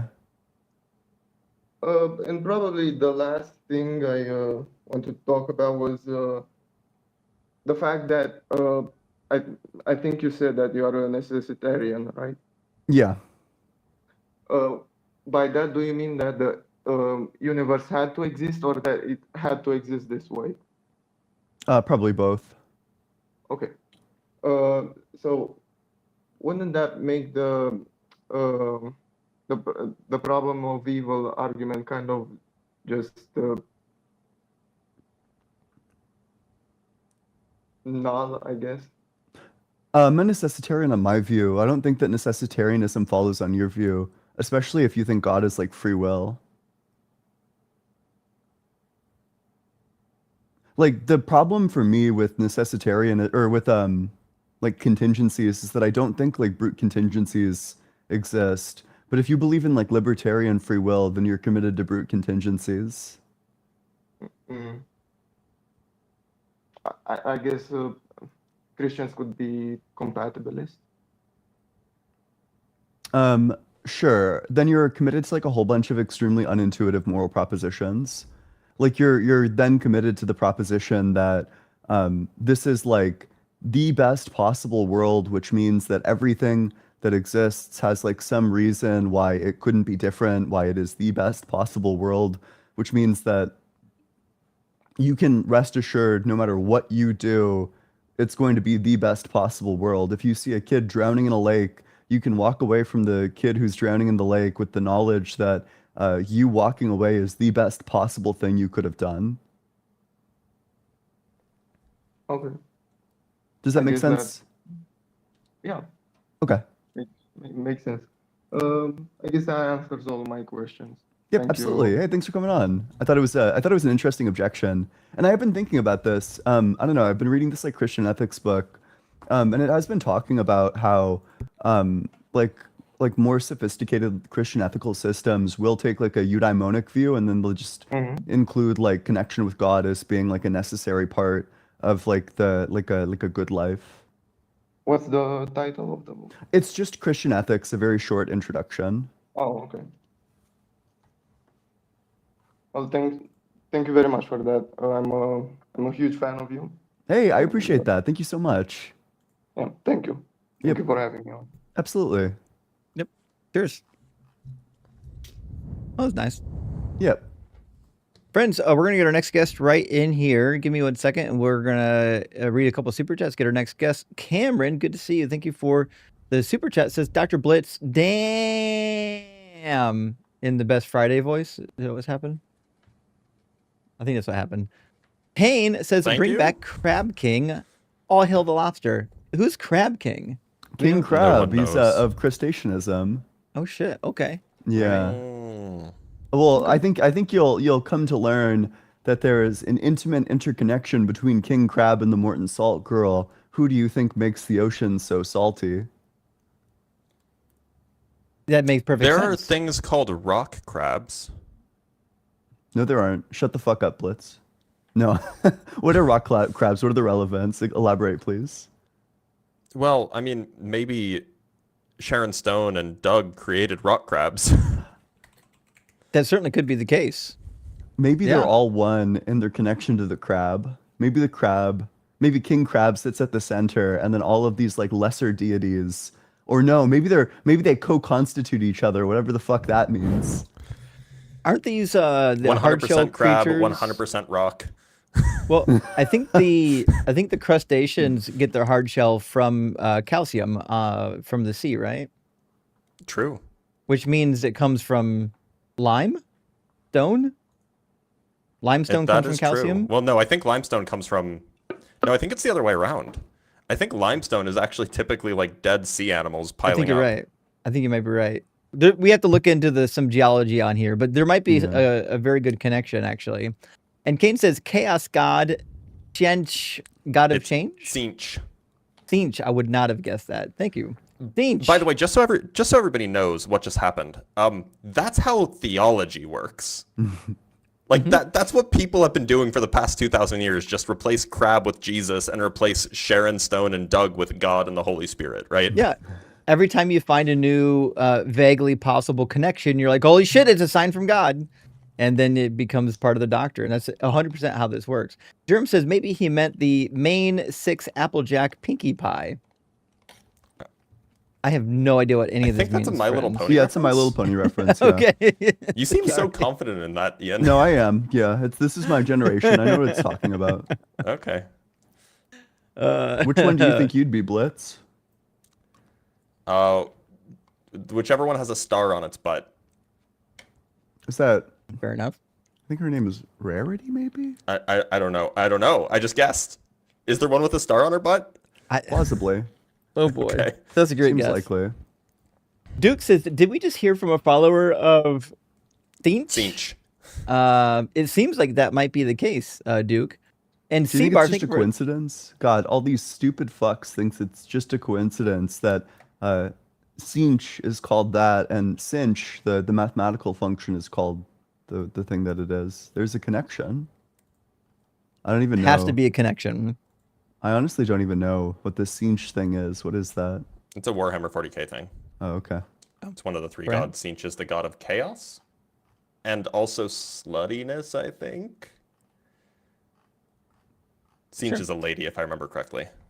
Seabar, thank you for the $4 super thanks. And Nitty, thank you for the $5 super chat. Says Atangelo is not a friend. He's banned from the line for dead naming a host multiple times on purpose. Down with his holy snuggie. Well, Nitty, if you've been following us for any amount of time, you know that he's not a friend. We don't consider him a friend, and that there's been a running gag on this live stream about Otangelo. You'll probably figure it out eventually. Thanks for being here, and thank you for super chatting. Kane, thank you for the $2 super chat. Says, I believe in numbers. All hail the Omnisia. Perhaps. Omnissiah. Again, Omnissiah. a Warhammer reference. Okay, I don't know any of these references, friends. Oh no, it's Slanesh. I'm sorry. Slanesh is the god of sluttiness, which is hilarious, by the way. I like this god. Tzeentch is the god of chaos. And It's been a Aleph while since Null, I've done any Dark Heresy stuff.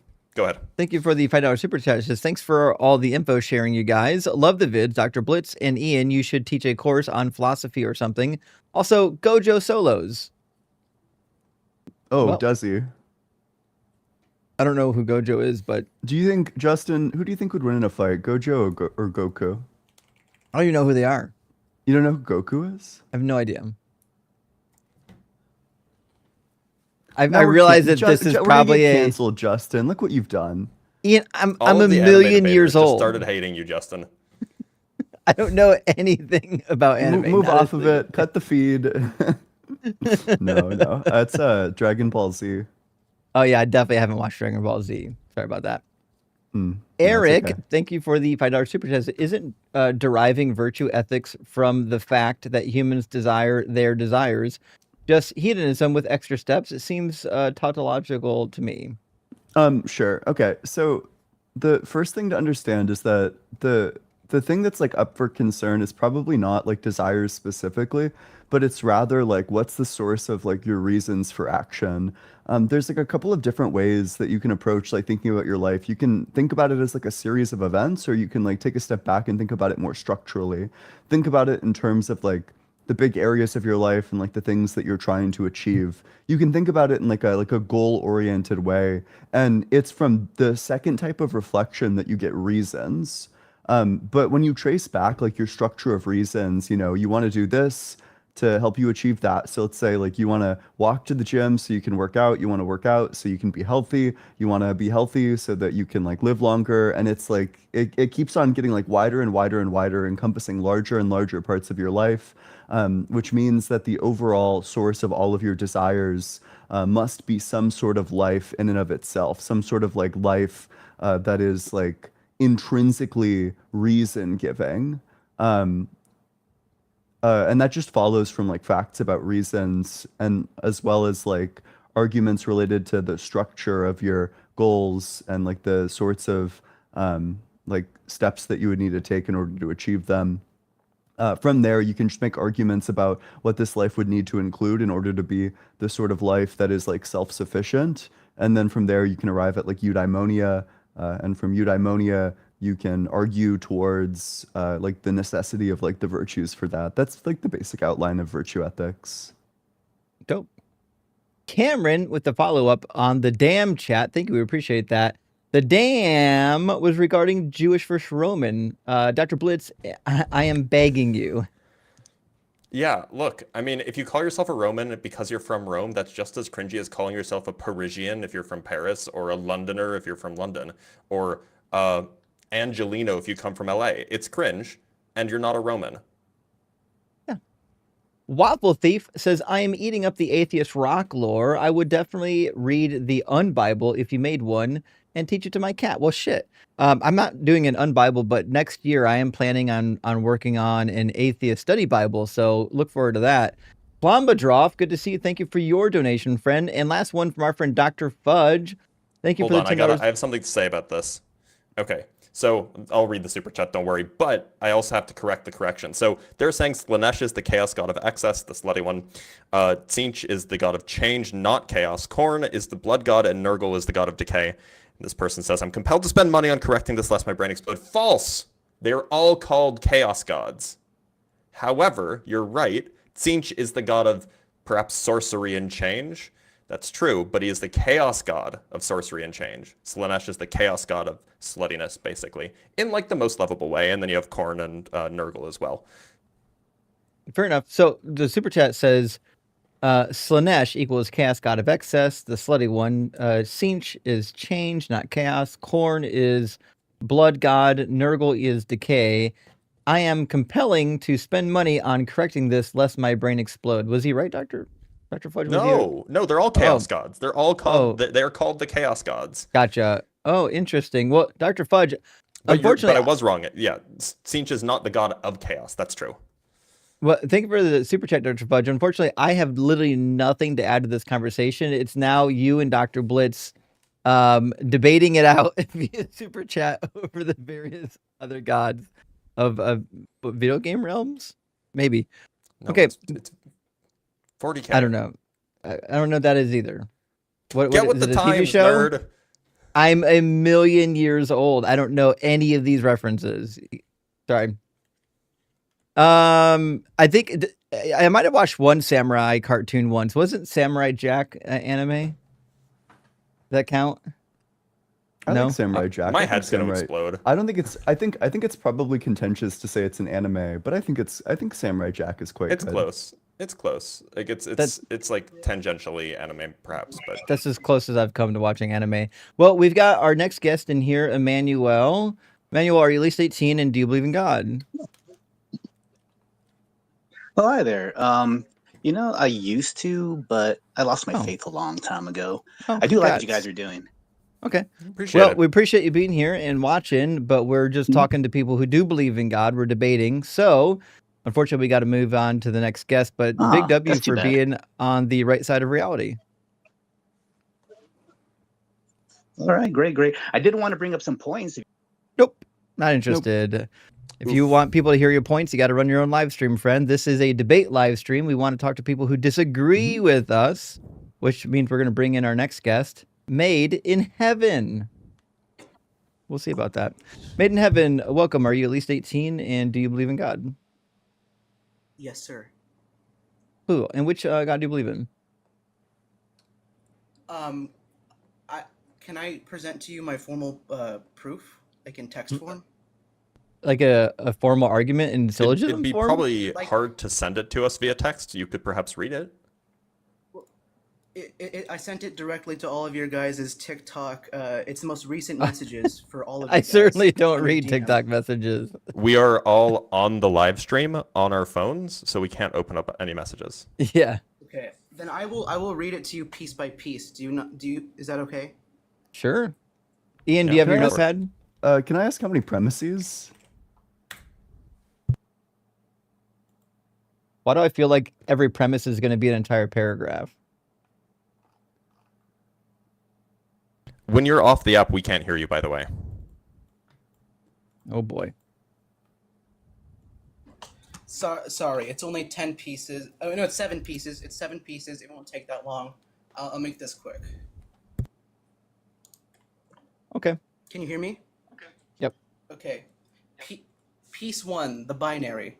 There are only 2 possible natures, existence and non-existence. If something exists, it cannot simultaneously not exist. If something does not exist, it cannot simultaneously exist. So the binary is 1 and 0, and it is exhaustive. So that's Well, piece 1. I mean, that just seems like needlessly true. That's like the first law of logic, isn't it? So premise Wait, one, also- if something exists, it cannot not exist. Sorry, wait. There's an echo, by the way. Oh, I don't hold know. on. Yeah, sorry. My Proof out hold of on. 7 pieces. Everyone stop talking. My cat stepped on the keyboard and now my audio is all fucked up. Give me a second.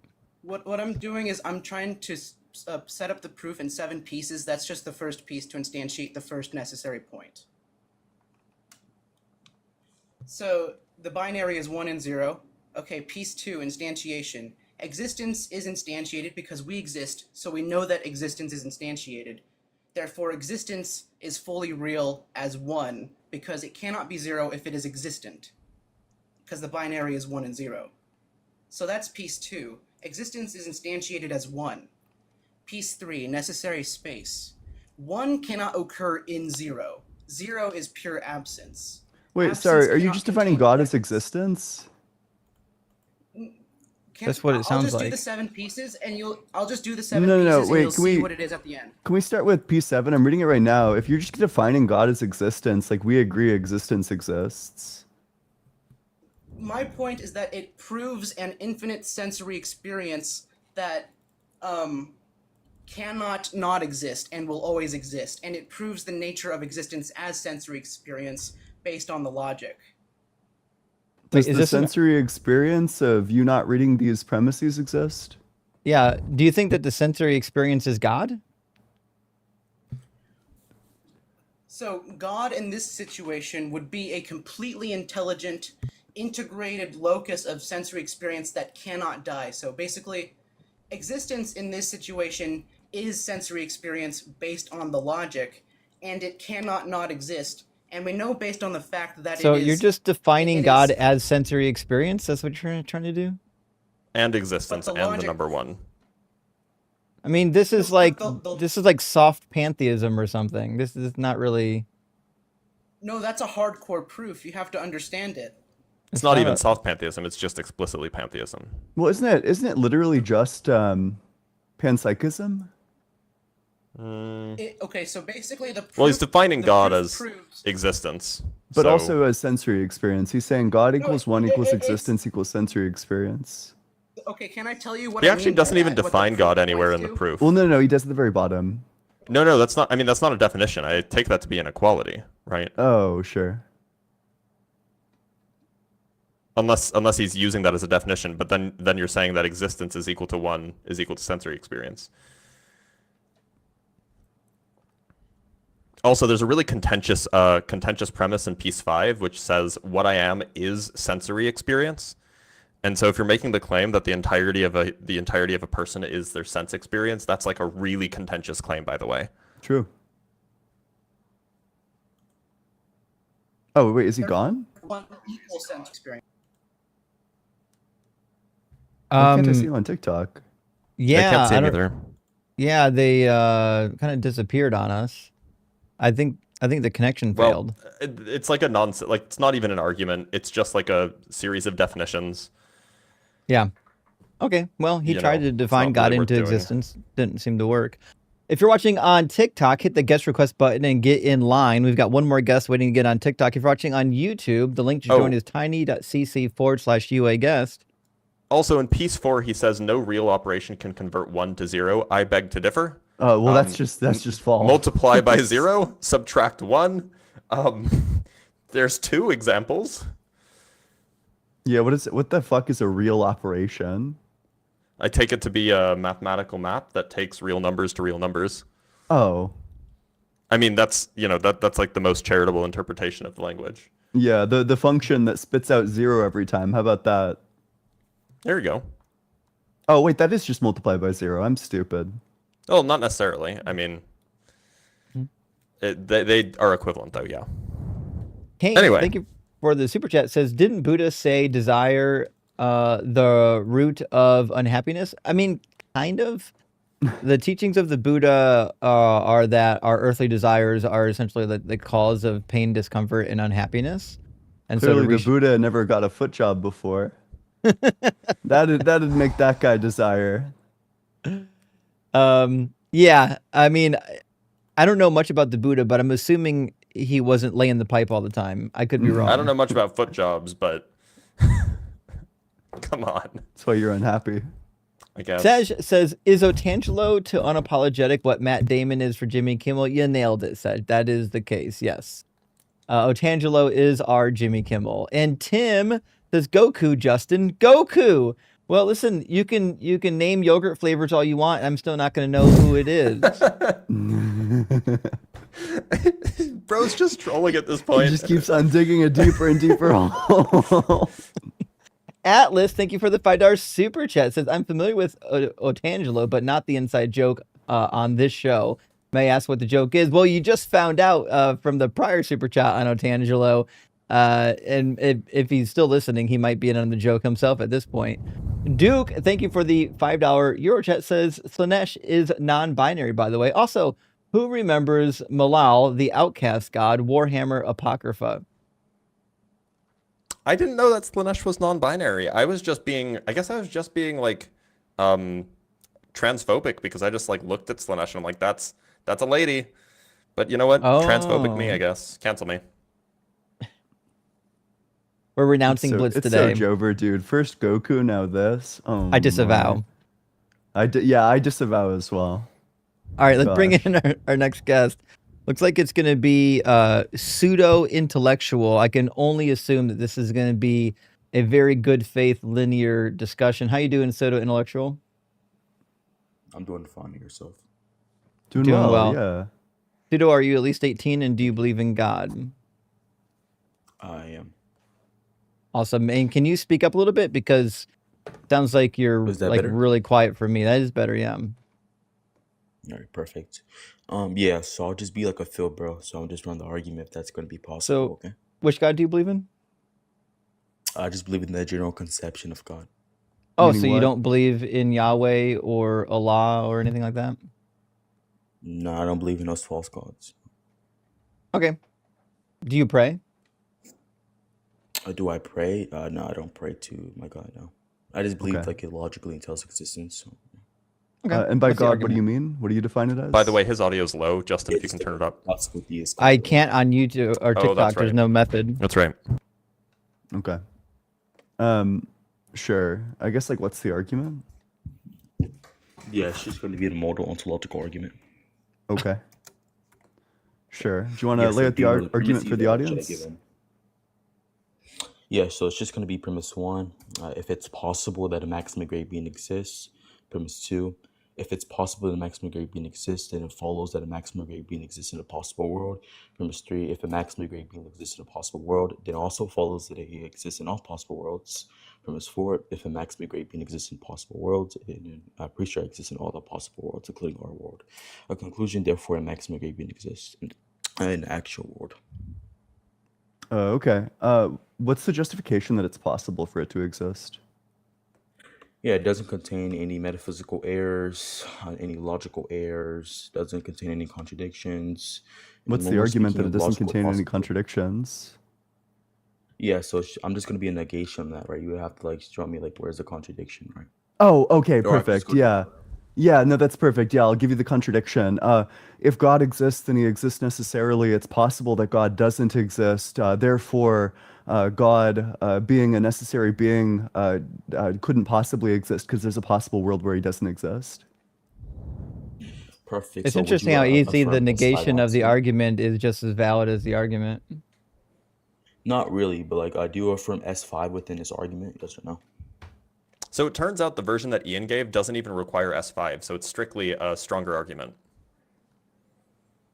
Yeah, so I would just say like logical possibility would entail like logical not, like impossibility. So like what's the argument for that? Because he's saying like if X has probable existence and X must not exist in a possible world. But if we're defining God as necessary, right? So God cannot fail to exist You in a can't beg the possible world if he's going to question. be like strictly necessary.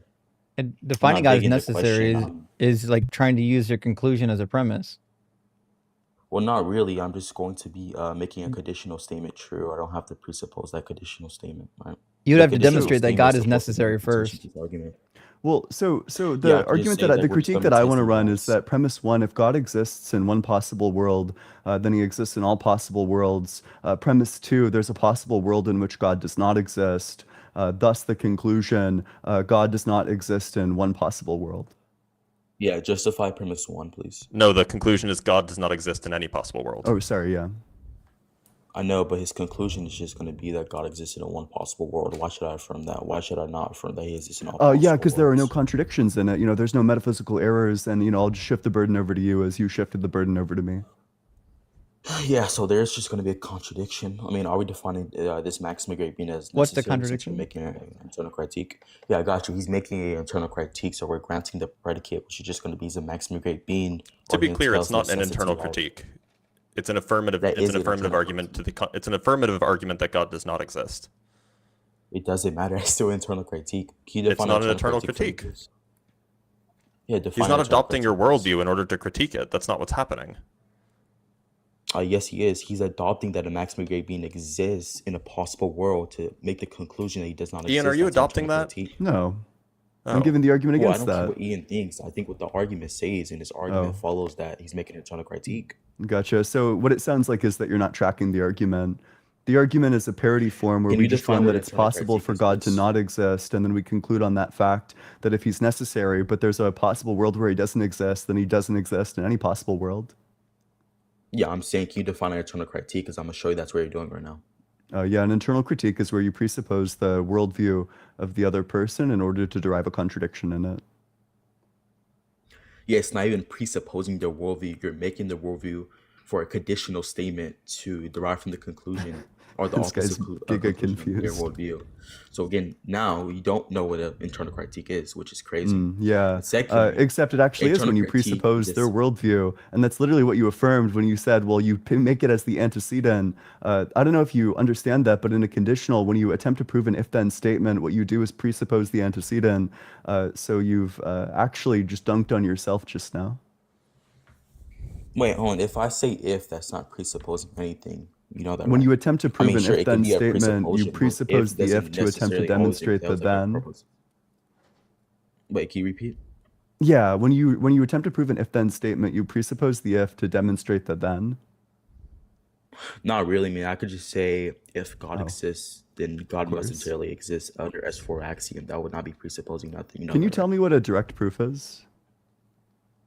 Direct proof. Well, this Yep. argument wouldn't be direct proof. I wouldn't say But like could you, God, like I didn't ask you. Could you just tell me what a direct proof is? yeah. So a direct proof, at least from my capacity, is just going to be like a method that's showing that a statement is true, right? Wow, But very that's not what I'm doing insightful. here. No, a direct proof is where you attempt to prove a conditional statement from if P then Q. So you presuppose that P is true to attempt to demonstrate the truth of Q. It's exactly what I told you it is. And I know you probably don't know the first thing about logic, which is why you don't know what a direct proof is, but now you know. I already gave you what a direct proof is. Just give me like a deductive And you got it argument. It wrong. doesn't matter. No, I didn't. I just gave you a very ambiguous definition. Direct There's proofs nothing are wrong with them. direct proofs are a subset of deductive arguments, by the way. Internal Doesn't critiques are matter. not So direct premise proofs. one, arguments are Internal immortal. critiques are Premise also two, deductive, Socrates however. is human. Conclusion, Socrates is mortal. That's a deductive argument. It's just going to be a subcategory. It doesn't matter. I do not deny that. So what's going to be the argument again? We've You already kinda given the drifted away. argument. You've So given no critique of it.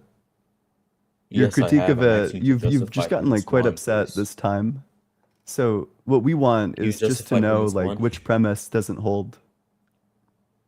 We're saying Can it's you justify possible premise that one? God doesn't exist, and then if God exists, then he would exist in all possible worlds, which means that if there's a possible world that he doesn't exist in, then he doesn't exist in any possible world. Yeah, that's not justifying anything. That's just stating the argument. So can you justify premise one for why Which God could premise do fail you to disagree exist in a with? possible world? Yeah, that God could fail to exist in a possible world, right? Yeah, I'll just repeat back to you word for word what you told me when I asked you to justify that there's a possible world in which God exists. There are no metaphysical errors in what I said. There's no contradiction in what I said. It would be up to you to find the contradiction. And okay, for sure. So I'm asking you to justify for why logical possibility is just going to entail logical impossibility. Because when you're saying that God has a probabilistic nature to exist, he must not exist in a possible world. And I'm asking you to justify for why, if X has or entails logical possibility, then X could have failed to exist in one or more worlds. What's the argument Bro for is that? not tracking at all what's Yeah, he happening. thinks adding the word probabilistic in there, like it's like a Yeah, like a can you piece of answer the candy to like question? throw Can in you answer the there question, is please? gonna do something or like add some Can you substance answer to the the question? argument.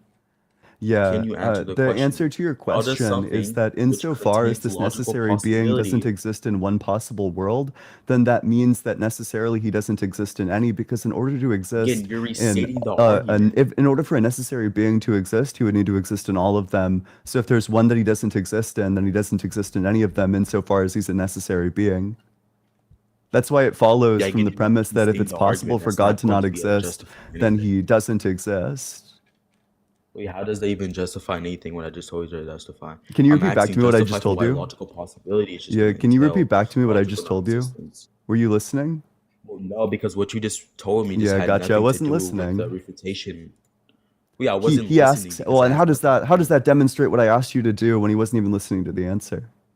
Do you want to hear it Well, again? Will because you listen yeah, this I time? listened to the first few words, which again has nothing to do to the argument. Or like what I just told you, for why Hmm? logical possibility is just going to entail logical non-existence, which what you're using with your first premise. So again, I'm Hmm. just asking one more time. without you dodging? How does logical I possibility answered the entail question, non-existence? so I'll answer No, you did again, not. You and maybe restated this the time you could listen. Wait, argument. how do you know I didn't answer? You admitted you weren't listening. Because like I already know the answer to the argument, which is just gonna be like a ad absurdum, right? So now can you answer the So question? wait, no, answer the question. If you weren't listening to my answer, how do you know that I didn't answer the question? No, I said I was listening to the few words. If you could not track, Yeah, it can was a anyone tell bit me if I more was than not a few listening to the words. So if you didn't listen to the answer, what were the first few words? Can you remind me? Wait, you don't understand? Like you He can wasn't even tell if listening an to the argument's first few trash or not words. based on a few He asked words. the No, question, correct. fucking yanked his headphones out of there, and then he put his headphones back in after he was done. Yeah, you understand that you can't tell if an argument's going to be invalid based on a few words, right? Would you reject this or not? I have no idea what you're asking. What's your critique Yeah, of I'm the saying thing you that I do put understand forward? that you can know if an argument is just going to This be guy's valid based on a few dodging. words. Which I'm part not of what I dodging said is anything. false? Tell me how logical possibility is just going to tell non-existence without restating the Yeah. proposition again. Yeah, happy to do so. Will you listen this time? But will you not repeat the argument?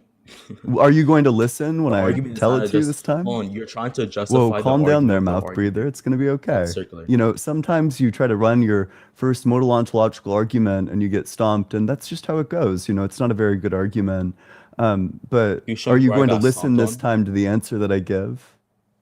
Yeah, can you show me where I got stomped on? We're not justifying Yeah, anything. the You're fact that you justifying literally something aren't with a even good listening. argument. You're asking a question, admitting that you didn't listen to a word that I said because you can't repeat back to me a word that I said. And then you're accusing me of dodging when you didn't even listen to the answer. How would you know? Well, I already told you for like the third time that I was listening to the few words. That's why I asked And you, what do were you the few think if I words? can... Yeah, again, the few words was like, if it's possible that God does not exist in a possible world, then he must not exist in a possible world. It's not what I said. Yes, it was. Can someone run the clip, please? So I'll And that's repeat why I'm back to you asking what to I said, justify for and maybe why this time you God could would try not exist listening. in a possible world. So if God's a necessary being, that means he exists in all possible worlds, every single one of them. So if there's one possible world in which God does not exist, that means that this necessary being does not exist, because in order for the necessary being to exist, it wouldn't be the case that there is a possible world where he doesn't exist. What that means necessarily is that he doesn't exist in any of them. Yeah, and again, I agree. That's why I'm asking you to justify for why he does not exist in a possible You just world. conceded. If you agree with that, then you conceded. You No, conceded I that agree. the Hold on, I possibility of his agree if he non-existence fails to yields the exist in a possible necessity of his world. non-existence. No, hold on. I agree if he fails to exist in a possible world, then that's just going to contradict him being necessary under modal logic. But I'm saying, why should I affirm that he's not going to be I guess, existing in a possible world? Like, Why why should should I you affirm affirm against the that argument? he's necessary? No, Modal why should I ontological affirm that runner God wants exists to in a know why possible he should world? affirm Yo, why that are you God is dodging? necessary?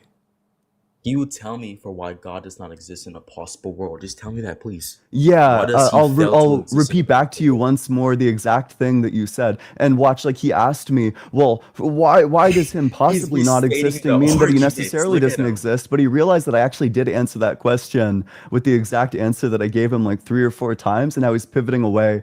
You know, he's in like a periodic orbit of bouncing between why does him possibly not existing mean that he doesn't exist, and then he gets slammed on that point, so he needs to pivot to why does he possibly not exist? And after I answer this one, he's going to pivot once more back to, well, why does him possibly not existing mean that he doesn't exist?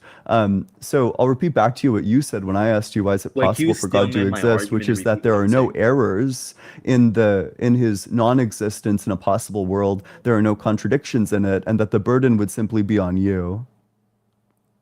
No, I'm saying it is going to be a contradiction. If someone's going to be defined as necessary, then there cannot fail to be existing in What's the like any contradiction? possible worlds.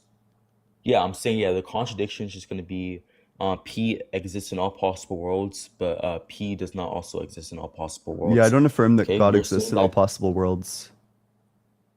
because it's defined as necessary. But that's only if he's instantiated. The key Yeah, premise I'm is that saying, if he exists, then he exists in all possible worlds, not just like God by definition exists in all possible worlds. no, well, we're saying he's going to be necessary and exists in all possible worlds because If there's he some exists, he type of exists in all logical possible coherence. worlds.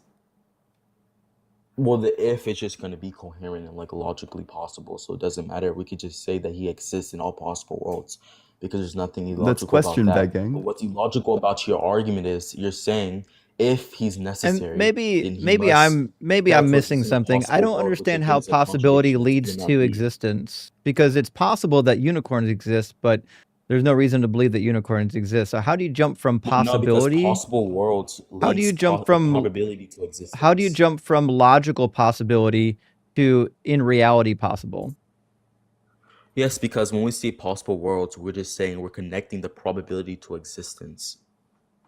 How did you calculate the probability of God's existence? Yeah, we don't calculate the probability of God's Well, existence. how We're do you just know saying what if the there is probability is if you don't have a 0.111. calculation to work on? Yeah, yeah, I could just say like the calculation just gonna be 0.11111. It doesn't matter. It could be the Based lowest on what number, math? and he could just. How do you know the It probability is not doesn't zero? matter. Hold on. Yeah, logical probability would not entail a mathematical probability. There's a big difference between them. I don't think you know what you're saying. Yeah, I don't think this he is knows like what probability this is like means. genuine gibberish, and you're like extremely confused on the modal ontological argument. So can you justify premise one, please? Yeah, the same justification that you gave. There are no errors, there's no contradiction. The burden is on you to prove that there's no possible world in which God doesn't exist. Yeah, I'm saying between your two ifs that applies a contradiction.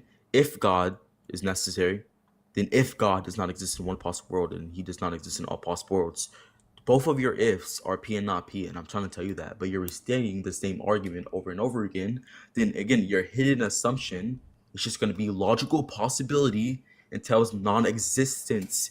The reason why this just going to I be didn't the hear a P case and not because P. within the possible Yeah, I just there is a world, there's a hear contradiction. I just hear a desperate person So- getting like So cooked right maybe now. pseudo, maybe you're struggling. So you guys both have the same P1. The P1 is if God exists, then God necessarily exists. Ian's P2 is it is possible God does not exist. Your P2 is it is possible that God exists. And with those two distinct P2s, you come to opposite conclusions. Now, the level of justification for the two distinct P2s, probably the same level of justification, insofar as the justification is, I don't know, it sounds right. You don't even understand your own friend's argument. He's saying if it's No, but possible I know that he I know lacks where existence in a possible Ian got world. their argument from. Like Yeah. I know the source of the His argument. I is understand the argument basically better than you saying do. if it's possible that he doesn't exist in a possible world, I'm disagreeing with that. That's the thing that's making. So you this reject whole, P2 that it's possible God does not exist. No, I'm saying it's possible that he exists in he does not exist in a possible world. That's not the argument. It's premise one, if No, God but, like, exists, then God exists necessarily. Premise two, it is possible that God does not exist. Conclusion, God does not exist necessarily. Yeah, and the hidden assumption is just going to be he does not exist in a possible world, right? That's what it means for it to be possible that God does not exist. That's false. Probability would not entail existence. You know that, right? When we We're not say talking What about the hell probability is or probability existence. coming from? This Probability is is not like, relevant here. This is why it's like clear Yeah, that but I you're said giga if. confused, is because Yeah, you're bringing this guy's just, like, probability into what is not a bragging, like, this guy's probabilistic not bragging. argument. Oh, and he's gone. Didn't that happen last time he was up here? Was he up here before? I can guarantee it. Unless no, I This was can't. like this was a much worse showing if he's been here before. I don't know. I recognize that voice. I for sure have talked to that face before, and I'm pretty sure the exact same argument. And I think it went exactly like this when I talked to him, but they never learn. So also, I mean, so this guy was like super confused, but you did ask like a really good question, and this is like kind of what the modal ontological argument is like entirely about, which is like the step from possibility to existence. So imagine you have like a being that exists in one possible world, and one of the being's properties is that it exists in all possible worlds. So you would have this being in one possible world that exists in all possible worlds. Well, at that point, the being would just be in all possible worlds. That's how you go from like possibility to necessity. The problem is you can just run the argument in reverse. You have a being that if it exists, it's in all possible worlds. But there's one world where it isn't, so it couldn't be in any of them. So the argument just runs both ways, if that makes any sense. Makes perfect sense. It really does. All right, friends, let me grab our super chats and we're going to get our next guest in here in just a moment. Bryce Aroni, great to see you this morning. Thank you for the super chat. Says, beware of Phil bros who refuse to define the God they are about to argue for and then use words like instantiate for a 7-premise syllogism. I can agree with this sentiment. I really can. And Adam Brown, good to see you. Thank you for the super chat, my friend. Says, if Justin got obsessed with 40K for like a week, he'd be unstoppable. Also, would you say the JC prophecies are the best Christian defeater to run?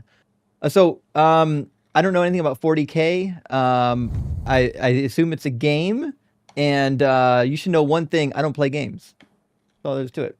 I don't play games.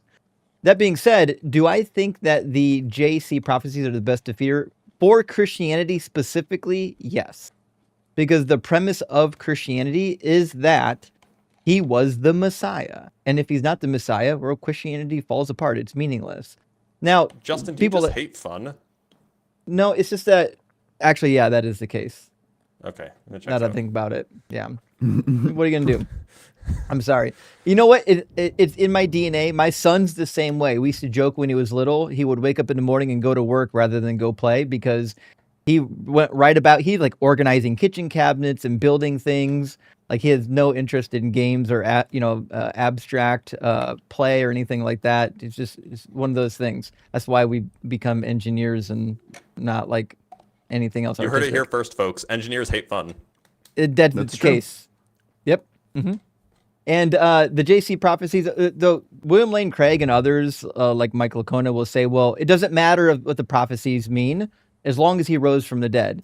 But that's still not connected. First of all, it's putting the cart before the horse. If he's not the Messiah, I have zero reason to believe that he's also God. And if God can't tell a lie, then that means whatever you're complaining about the Messiah prophecies are irrelevant. They have to match reality, or else this person isn't God. And that being said, also on the resurrection of Jesus, there's no proof that he resurrected. So none of the arguments are really good for Jesus and Christianity. Bryce Wait, Justin, there's I meant to text you about this. There was like a guest that came on your live on like Friday, and he was like a guy that just came off of my live, and he like, this is like a little thing, you probably don't even remember this. But he was like, oh, you and I have something in common. You know, Ian tells me that you and I have something in common. And then out of his mouth comes like, oh, we're both bad at philosophy. I just want to be clear. I don't know if you remember this, but I did not say that. And what I told him is that you don't like philosophy, not that you're bad at it. I have no idea if you even remember that. You know, I don't even remember the comment. Okay. Not only would I not care if you said that, it's also fucking true. Yeah. Well, I think you're fine at philosophy. I just don't think you like it very much. No, it's so boring. I appreciate the clarification, though. It's very kind of you. Bryce Aroni, my friend, says, Pseudo can't speak up. Phil bros speak quietly, mumble, and without emotion on purpose. They think it strengthens their argument. I think Ian's mentioned this a little bit. I think it has something to do with, like, they feel like it's a better form of rhetoric to, like, feel like they're dominating the conversation by being in control. Mm-hmm. Yeah, well, it's like the nonchalant rhetoric. You know, there's like a lot of like excellent examples of people who do this. I'm not going to name any names, but like, you know, it's like obvious in many cases where like the ultimate goal is to stay nonchalant and like jargon spam to confuse your opponent. And then when they get confused by your unironic like gibberish, you then like belittle them for their intelligence. Like it's pretty standard fare, and honestly, it comes off not as nonchalant, but it comes off as like a member of a neurodivergence community, which I'm a part of. Like, it just comes off that way. I'm sorry. A little bit, actually. Yeah, that is the case. True. Super chat from Nightman Cometh. Thank you so much for the $20 super chat. Big W, your friend, says, why do all these Eastern Orthodox Phil bros do the whole vocal fry nonchalant, oh, there we go, mumbling thing? It's so annoying. Speak slowly and clearly, at least if you're going to make us listen to your stereotypical arguments. And like, I agree. Like, I think they talk fast because they don't want you to track the argument. Like, it's purposely designed to obfuscate what's being said so they can get to the finish line and just falsely claim victory. Mm-hmm. I want to say, I think this originates, I think the rhetorical origins of this are probably Discord, because this stuff is like... 100%. This is Discord stuff. Yeah. I believe that. Good question though. And Lord of Gonzo, thank you for the $10 super chat, says, could you all band together and read How the Grinch Stole Christmas with Ems as the narrator, Blitz as the Grinch, Planet Joel as Cindy Lou, Ian as Max, and Justin as the roast beef since he's a snack? Oh fuck. Damn, what a setup. Hey, I appreciate that, but I don't know if we can organize those schedules, but we'll see. I'll pray about it. I'll let you know if I get an answer. And thank you for the super chat, though. And last one for now from our friend Justice says, questioning God's existence by itself proves he is not omnipresent and not omnipotent, or else those qualities would prevent the questioning in the first place. I mean, it might depend on the God's desires. Like, if it doesn't want to be known and it is omnipotent, theoretically, it could not be known. But unfortunately, most of the God concepts, the God wants to be known, which is weird for an omniscient, omnipotent, omnipresent God. Yeah. Also, omnipresent, probably what they want to say by omnipresent is not that he literally exists at all spatial coordinates, but rather that his volition like spans all of space, that it like he's capable of like doing anything across space. And in fact, they might even want to say that he's like the sustainer of all space. They also want to say that he's like watching everywhere, Mhm. like simultaneously. That's also like it's kind of part of it. Like he knows what you're doing, and not just in like he knows it without having seen it, but he like sees what you're doing, right? Yeah. Which When you're makes him a cuck, by sleeping, the way. when you're awake, he knows if you've been bad or good. So be good, for goodness sake. Absolutely. All right, let's next grab guest. our next guest. It's going to be Inverted. Actually, Made in Heaven came back. Didn't we already cut Made in Heaven? All right, sorry, Made in Heaven. We're not doing that a second time. But Inverted Psychology, we will bring up. Give him a second to load here. No, I'm sorry. I'm up by accident. I didn't mean to okay. request. I'm You're fine. with you. We got you. All right. Well, I guess we'll get Riz Lawden being here next. Although I think we might have talked to Riz before. At least We have somebody Riz. How many similar. PhDs you got these days? 167, and I'm still the leading professor here. Yep. Riz Wait a the minute. troll. So you have 167 PhDs now, but you had 167 PhDs last month, and like, so you're just not working anymore? Yeah, it kind of sounds like you're stagnating. No. Me personally, I'd be getting my PhDs up. Yeah, should really be working on that. I'm happy with the level of knowledge I've attained, and I'm ready to cook you guys with your theology, which is based on false facts. All right, well, Let's go get ahead. I'm straight gonna down get some to coffee. Ian, Justin, I take it you guys can handle this. Yeah, Riz, Sure. what's your belief? I believe in the one true God, Allah, the Lord of the worlds, who created the heavens and the earth and everything that's between. Yeah, you're a Muslim. Okay, fantastic. So, Yeah. what's the argument or the evidence that would prove that Allah is God? Okay, the argument goes based on to the intelligent designer aspect. So from the beginning of your religion, which is evolution and the Big Bang, Well, I mean, destroy that definitionally speaking, intelligent or evolution is not a religion. Like, you need an actual, like, divine figure for religion to take place.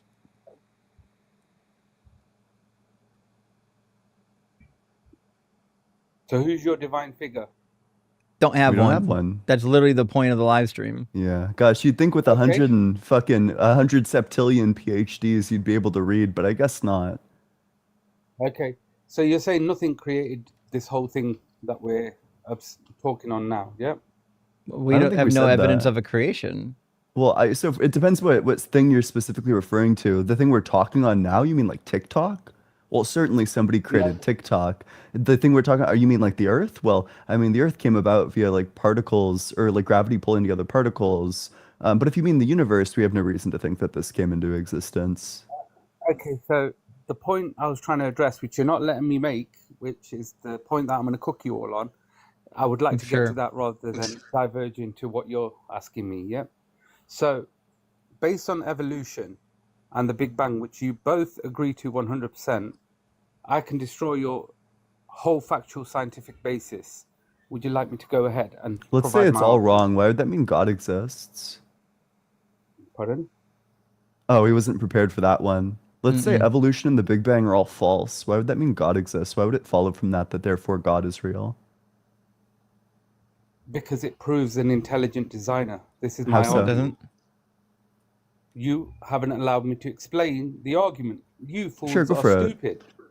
Yeah, he's gonna. Yeah. By the way, I'm getting revelation from Allah. I'm predicting that he's gonna get back on script and attempt to take like a wild swing at the Big Bang or evolution. When the question on the table is, let's say evolution and the Big Bang are wrong, why does that mean God exists? So go for it. The answer I've given you is write this answer down. Do your little screen thing. It proves an intelligent designer. There's my answer. I didn't even hear an argument. I just heard a conclusion. Yeah, me too. No, Ian just tried to say I'll be going back to the beginning of the argument instead of answering his question. I'm answering his question right now. I'm sorry, what was the argument? Yeah. Ian's saying if the evolution or the Big Bang is proof false, how does that prove God exists? Yeah. I'm proving that God exists by that an intelligent designer had to have created all of this. Why? Yep, that's your conclusion. Yes, and I'm going to show you from the beginning, from your beginnings. No, yeah, he is doing it. Beginning of what? My revelation from Allah stands true. He is going to try to go after evolution and the Big Bang. We're saying, let's say all those things are false. Why does it follow from that God exists? I've just told you. An intelligent designer. Because I said so. Because it's intelligent.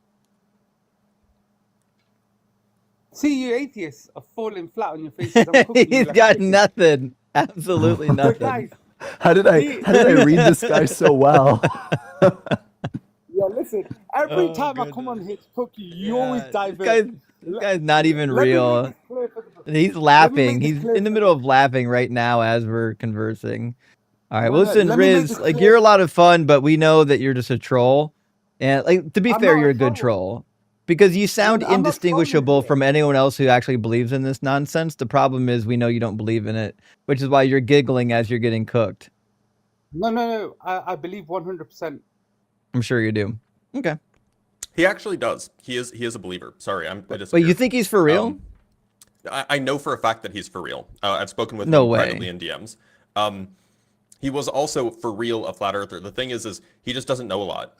And so his views change quite quickly. He was a flat earther, then he stopped being a flat earther, then he became a flat earther again, then he stopped being a flat earther again. This has gone back and forth a few times. I think even at one point he was playing as a Christian, although I don't think that was ever real. He's definitely a Muslim. I've spoken with him privately about this. He definitely believes it. Shit, that's crazy. Okay, well, I guess I'm wrong. Well, if you want to come back, Riz, I cut you too soon. It doesn't mean that he's worth bringing back. Oh, that's probably the case, yeah. Because he is still a troll, right? I mean, that is the case. Okay, so let me just defend myself here for a second, Blitz.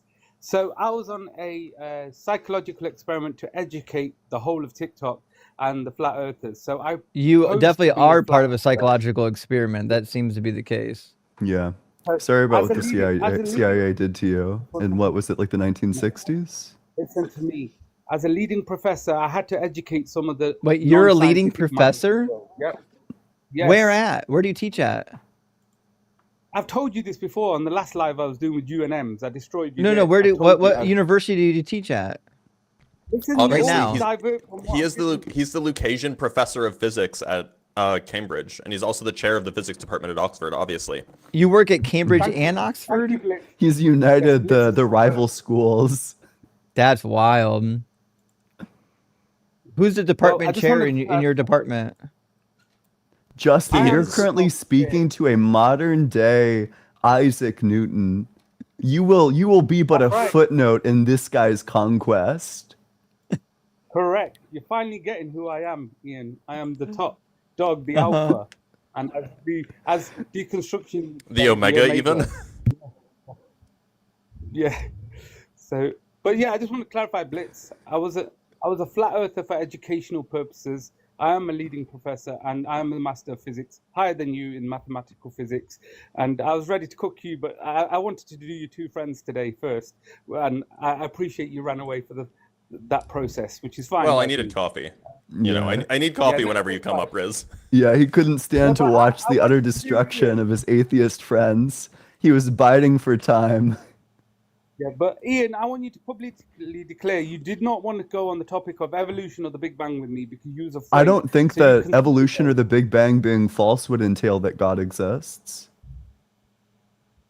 100%. It would?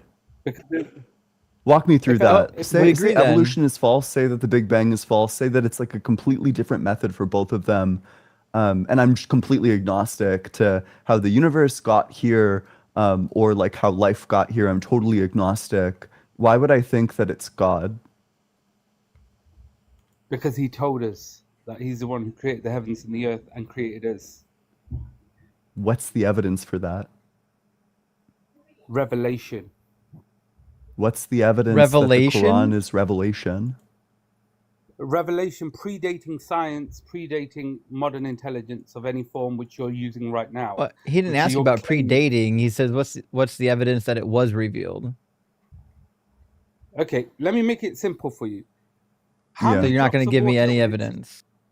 Okay. No, because you like go Well, on tangents. if on a I regular told basis. you that that Klombadrov gave me revelation, you would want some evidence that I received revelation, right? Yeah, it's called successive revelation. So your Klombadrov Right. hasn't given you Yeah. any revelation. Well, but no, I don't have to prove it. I just have to claim it.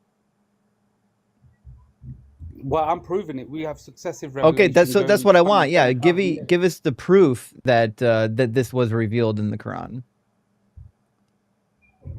Proof what was revealed in the Quran. The revelation of your God.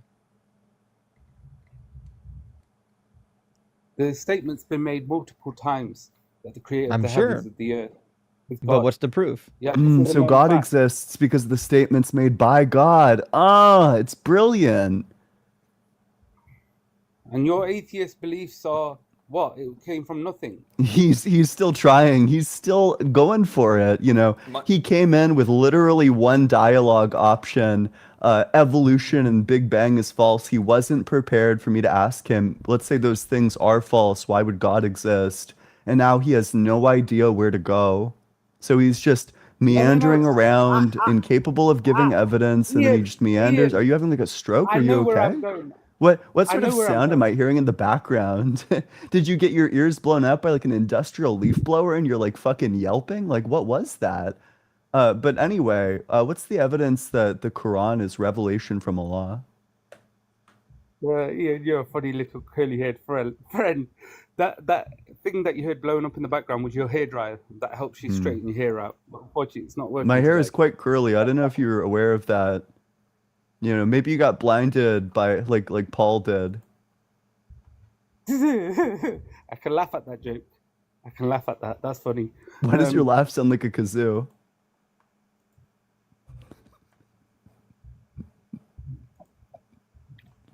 I just want to make the point here that I'm. Why is cooking these Gen Z guys so up. fucking funny?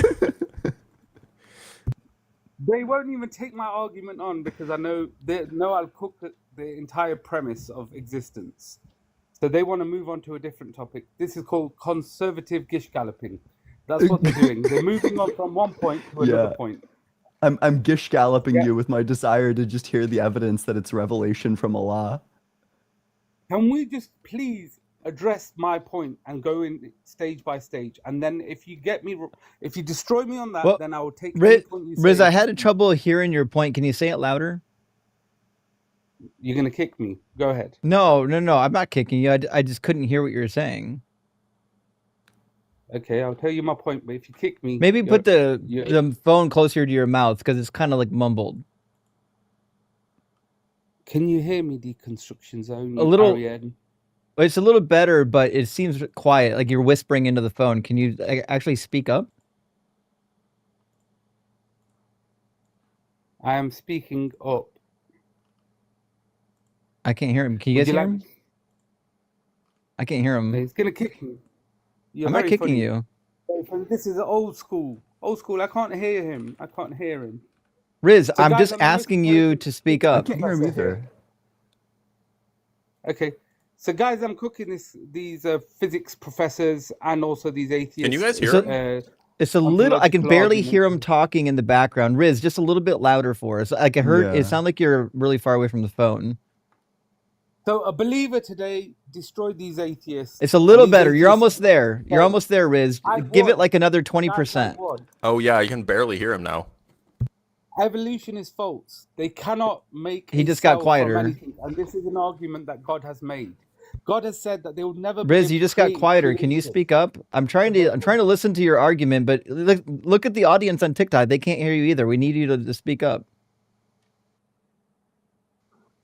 Everyone can hear me. I'm not so stupid. Look to at your the little chat. game. Everyone here is saying they can't hear you as well as me and Ian and Blitz.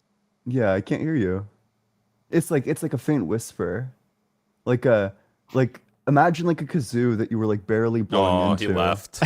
It would be like that. He left. We had a good time. All right, let me grab our super chats. We're going to get John Stone in here next. If you're watching on TikTok, you can hit that guest request button. If you're watching on YouTube, you can use the link on the screen, tiny.cc/UA and you can tell us about your God. Also, I just added recently a new thread in the Deconstruction Junction Discord server for anyone who wants to do a Discord live chat. So the link is in the description of the YouTube video. So you can do the Discord live chat all in one place rather than having, because I know right now there are people on my server, Blitz's servers, Ian's server, all doing a live chat. If you want a group place for everyone to do a live chat during the stream, I did create a place on That will be the. I think at least for now, unless we at some point we need to migrate, I think that it's fair to call that like the official Unapologetic live chat. Fair enough. Is that fair? I think it's a good place for it. What the hell? My server is huge. What are you talking about? Your server is most huge. of our mods. I think most of our mods are from the Deconstruction Junction. Okay. Yeah. So it makes all sense of to them. have them all be there. No, I'm actually an open rebellion of the claim just made. I think my live chat is a thriving place, and I would It certainly is categorically thriving. I would categorically reject these designations. I would point out that the Deconstruction Junction is running up on 5,500 members right now. Oh, yeah, we have like 3,000 members, but Still worthy. I don't know. We'll have to have this conversation offline. Yeah, maybe we'll create a designated space outside of the. That's a three good option. servers. Mm-hmm. Yeah. Anthony says, if Christians don't believe in Doug, why would they require Doug to dish out their justice? Coincidence? In form of stoning? Of course. I mean, it only makes perfect sense. The reason why they're stoning in the Bible is because you can't have justice without Doug. And supposedly, Nihilus says, you're a good person, Ian, but Niklot no diffs you? What does that mean? What the fuck? You think? Wow, that's really funny. Nightclot is he's like a Discord lolcow. He gets like viciously bullied. He takes himself like extraordinarily seriously. And he gets like viciously bullied by all of like the real deal like philosophy people. Gosh, shout out to the goats, Mustafa and Eric, that make fun of him brutally. God, it's quite funny actually. Can't even lie. But no, I don't think that's true. I think I'd stomp Nightclot. Miss Pickles, thank you for the $10 super chat. Says the EO TikTokers like Elijah, Johnson, Slim, Trent, Nick, etc. always run their mouths about Ian and Justin, but never come to collect their ass whooping. Yeah. Are you telling me that they don't run their mouths about me? I feel so offended. Everyone Slim, loves Blitz. Every time I've tried to request up on Slim's live, she'll say, anyone feel like talking to a sophist? And then they're all like, no. And then they just never bring me up. I know Elijah Johnson. He's an atheist, I thought. Is it Elijah? No. I could be wrong. I thought there's an Elijah in our chat on Deconstruction Junction. I thought it was the same one. I could be wrong. You know what's funny? In like the last 6, and this is tangentially related, I promise. In like the last 6 months, because there's all like the Darth Dawkins and the PMARs and the Raw Souls and the Q-Tops and all these like lolcows, right? 6 months to a year ago, everybody was like, "Oh, Blitz is like dumb as like a bag of rocks." Very slowly but surely, now everybody's like, "Oh, he's smart, he's good at physics, but he should stick to physics." Yeah, like the language has changed. Yeah, which they've earned their respect. know.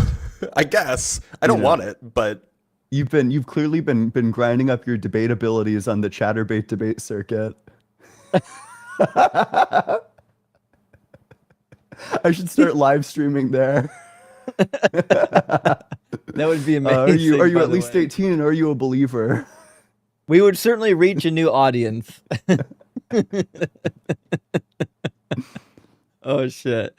Grinding out reps against PMARS. Cascade, thank you for the $5 super chat. Says intelligent design is automatically a non-starter because we know how it started. It's a malicious rebranding of creationism to make it sound scientific. I mean, you're not wrong. They had to do ID because they couldn't make it overtly religious to teach it in schools, you know. So fair point. And Jerry, good to see you. Thank you for the super chat. Says Folger's roast of the week: Blitz and PMARS convo Blitz. You should stay off philosophy, PMARS. You should stay off Chatterbait. Yeah, that was a good comeback. Yeah, that was like career ending. I just hope that it gets played over and over whenever he shows up in somebody's live stream. It was I don't know why Darth still talks to him either. Well, that's true. But I don't know. I feel like that was like it was just like a career ending line. So over for him. Like I actually think it will never be not over for him ever again. I don't know. I think Danny still trumped me. Yeah, it was like it was definitely like the "you're really quite nothing." It was inspired. It was inspired by that. Not gonna lie. Kane says Ian's Discord is definitely thriving, and DGen. Well, we can't disagree with that, obviously. Amir, thank you for the $5 super chat. Says Christmas hides religious toxicity, Santa as surveillance, magical thinking, inequity, stress. Let's keep the joy, but ditch the gaslighting.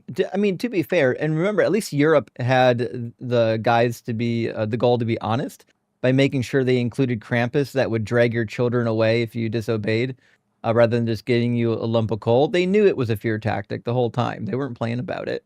It's guys to keep your children in line. And last super chat from supposedly Nihilist says, "You're a goat, Ian. You would slam Nyklot." Yeah, real Nyklot. talk. That's a weird combination of letters. Real talk though, Ian versus Faint. When? I don't know, Faint. Who is this person? No, I don't know. We're gonna bring in. There's the Discord servers get active like over the summer. That's when everyone is like back and spending all their time, and yeah, they're off school and they're spending all their time in like Discord servers. That's when the real Discord debate happens. Amongst 14-year-olds, yeah, definitely. Yeah, that's when I have to get into the minds and start like stealing rhetoric from people like Goons and Eric, so I can regurgitate it on my stream. Indeed. John Stone, welcome in. John, are you at least 18, and do you believe in God? Yes and yes. Cool. And which God do you believe in? Yeah, this is all my personal opinion. Whoa, I need the answer to. Oh, sorry, you were answering. Go ahead. What's the God you believe in? I believe in agnosticism. I believe that evil rules the material world, so I believe Lucifer exists, so therefore God does. And I want to be with good, which is God. Oh, we've done this before. Haven't we done this before? I'm pretty sure we did. Yeah. Well, you know, Dr. Blitz, I talked to you a few times about MAGA. I support President Trump, and all three of you are on the left. Is that right? I know Dr. Certainly. Blitz is. Indubitably. I'm if you think the world bleeding heart liberal. If you think the world is ruled by evil, how would you explain the existence and goodness of like foot jobs, for example? Also, if the world is ruled by evil, doesn't that make Donald Trump evil? No. Got it. The left. Yeah, and how would you explain foot jobs? Foot jobs? Yeah, like why if Satan is the one in charge of it and he just wants like suffering or whatnot, why would he allow for the goodness of foot jobs? I don't know what a foot job is. What the fuck Oh, is that? well, that checks out. That's Are you using yeah, TikTok? sure. Wait, do I need to put are you talking B instead of F? Is that what you're what are you talking No. about? I have no idea what you're talking about. Foot job? Sounds like a personal failing. Dude, are you trolling me? I don't know what's Clearly going on. his God is punishing him. Yeah, maybe Satan does rule the earth if you Look, I don't even will know what a say foot that- job is. I've actually had polite conversations with Dr. Blitz, but you know, and correct me if I'm the wrong, nice one. I think That's why. I think that Jordan Peterson and CK are good men, and I think what happened to CK is absolutely tragic. Louis And Jordan CK? Peterson. No, I'm so sorry. I Charlie. realized who you're talking about. Sure, I was gonna be sure. like, Louis C.K. is funny, but I don't know if I would call him a good man. Yeah, Yeah, I I was don't so think- confused. Did I hear you all, yeah. Were you all making fun of Jordan Peterson? If I'm wrong, Yes. Yes. Yeah. Why would Yeah, but I Absolutely. wouldn't make fun of the CK stuff. I take that pretty seriously. But you make fun of Jordan Peterson? He's not not hard. dead, is he? Well, he was in the ICU or something, right? Is he right now? Is he out? He's out. He's okay. Well, look, So it's not just that he's like in the ICU. It's like the type What of don't you stuff that he was saying about being in the ICU. It's like he was saying like, oh, I think it's because of like demons, when in fact it's like black mold. And this is just a reoccurring theme with him, that he will make all of these claims that are rules for thee, but not for me. You know, he'll tell you, clean your house, clean your room before you go out there and try to fix the world. And then he literally goes to the emergency room sick from all this black mold. You know, it's just kind of strange and hypocritical. You know, and I don't think Jordan Peterson deserves to die or anything. But I do think that it's like pretty hypocritical.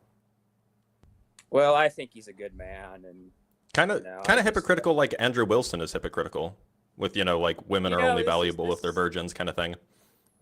Also, I think the Andrew Wilson stuff is particularly notable because, you know, in the words of Jesus, he who marries a divorced woman commits adultery. Yeah. It's also hard for me to take the manosphere seriously when they can't open pickle jars. That too. Okay. Andrew Wilson, Jordan Peterson, James Lindsay, and Jay Dyer are some of the sharpest minds Clowns? on the record. Goofs. No, they're some of the sharpest minds on the. Look, I'm an ally of Christianity, even though I'm not a Christian. Wait, I'm sorry. Look. Can we get to the God debate? I'm trying to. Y'all keep interrupting. Look.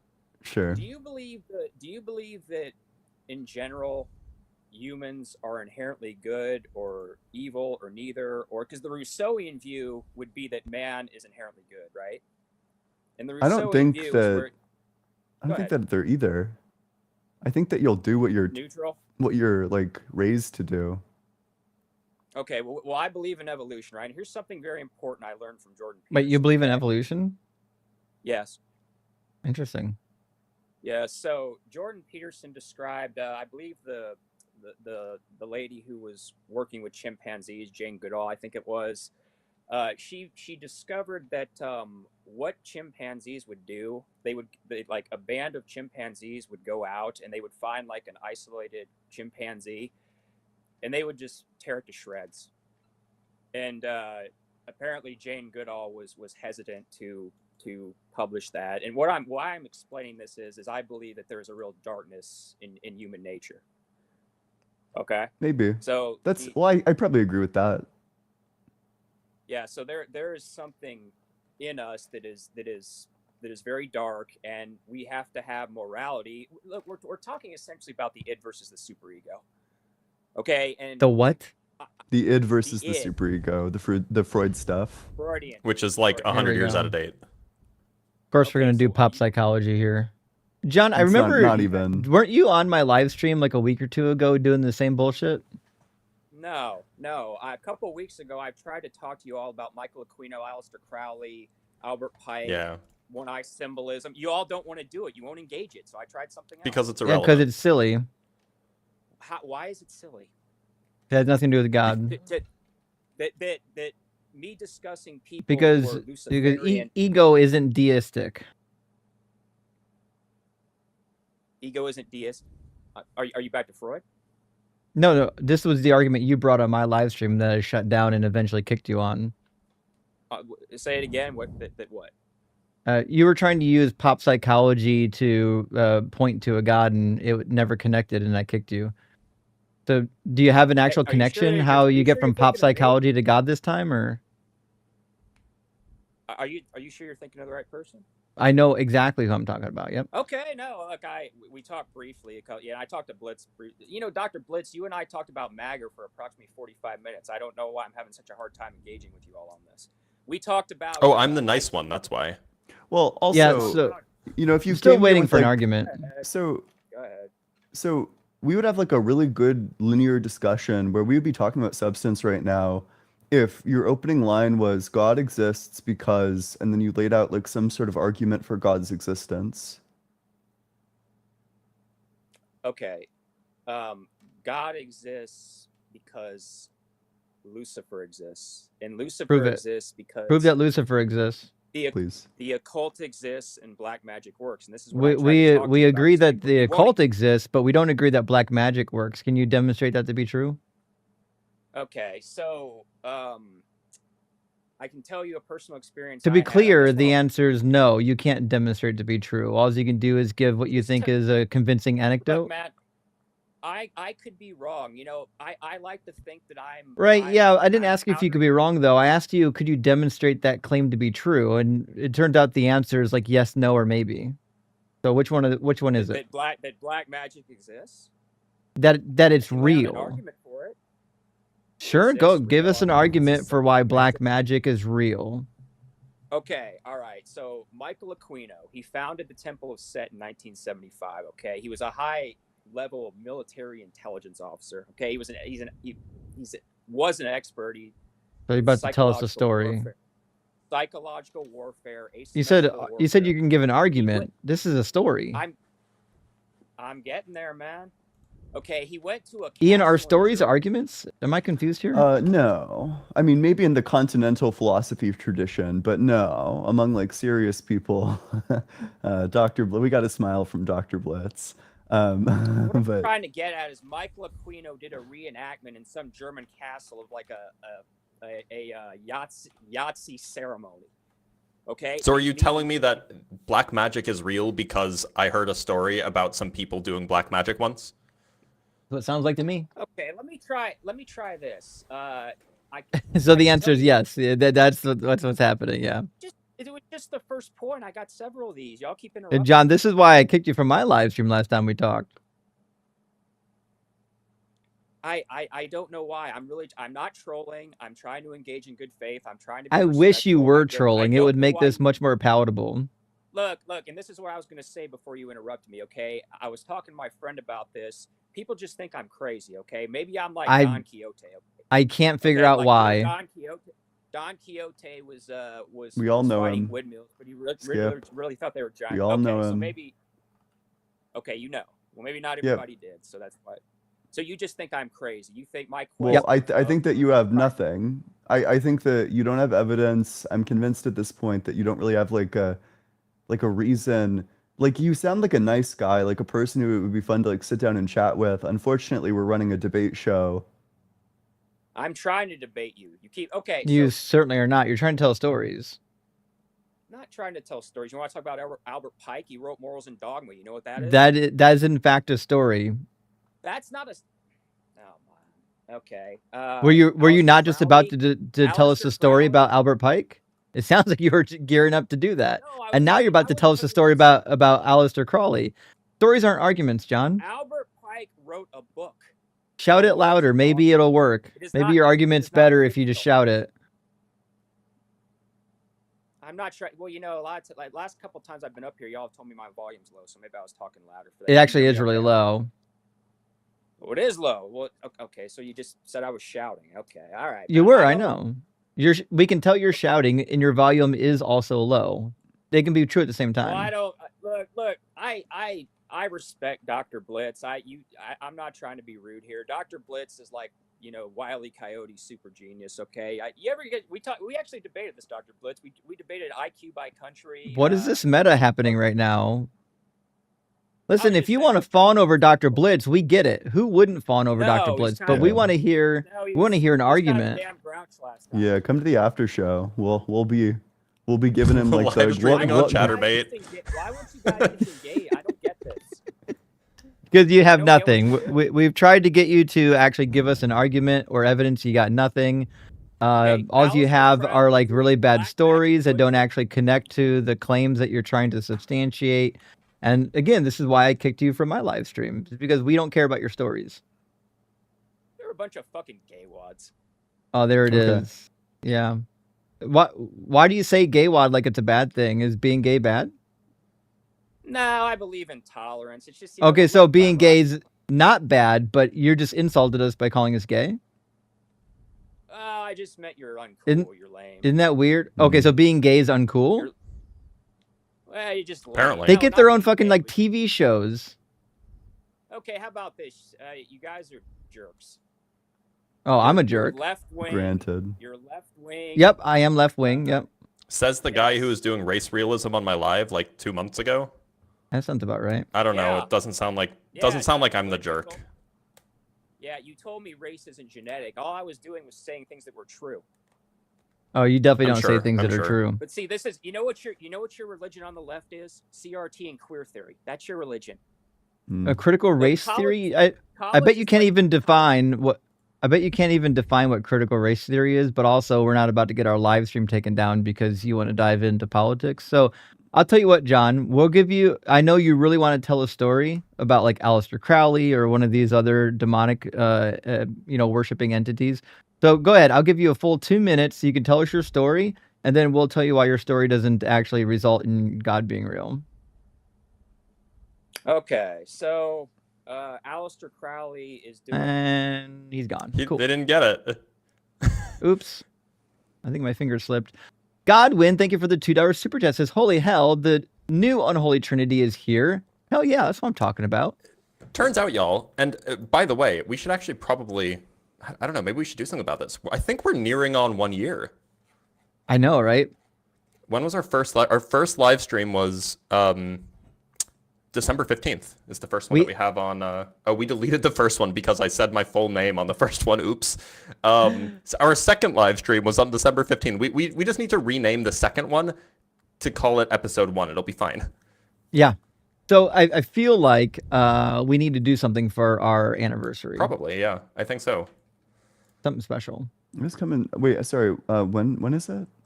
Well, so December 15th. So that is a Monday, but we can have a special Monday show, perhaps. Okay. On the 15th Make it for happen. 1 year of Unapologetic or something like this. Love it. Anyway. Awesome. Milk Sorry, Wrangler, continue. thank you for the $5 super chat. Says Lucifer can't rule the material world because Kent Hovind is already here. Well, he does rule the dino world, at least. Kent Hovind does. And Miss Pickles, thank you for the super chat. Says Trump gave neck to a horse. Wait, what? He gave what to a horse? The horse's name was Bubba. Oh, I know what you're talking about now. Yep, Bubba was a horse. That's Yeah. something. Did not see that coming. Apparently Yep. neither did he. Jessica, thank you for the $5 Australian chat. Says the sentence. I hit that myself. I got a problem. Wait, The I sent sentence y'all that this starts meme. with "Here's something interesting I learned from Jordan Peterson" never ends well. Never. It never ends well. Jordan Peterson is an unending stream of nonsense. Dennis, good to see you. Thank you for the super chat. Says, let Justin not know cultural stuff. You think he can quote law codes of Hammurabi because he stays up watching TV and playing Warhammer? This is the case, actually, Fred. Okay, fair point. Fair point. That's fair play. The reason why I am the way that I am and I can't help myself is because I don't play games. Optimist, thank you for the super chat. Says Blitz should try foot play. It's good for the soul. There's a good joke. Oh, that's fun. That was good. That was good. We appreciate that. Look at John crashing out in the comments asking why did we kick you? You know why we kicked you. Because you're a waste. Okay. We're gonna get RDO into the chat here. Maybe.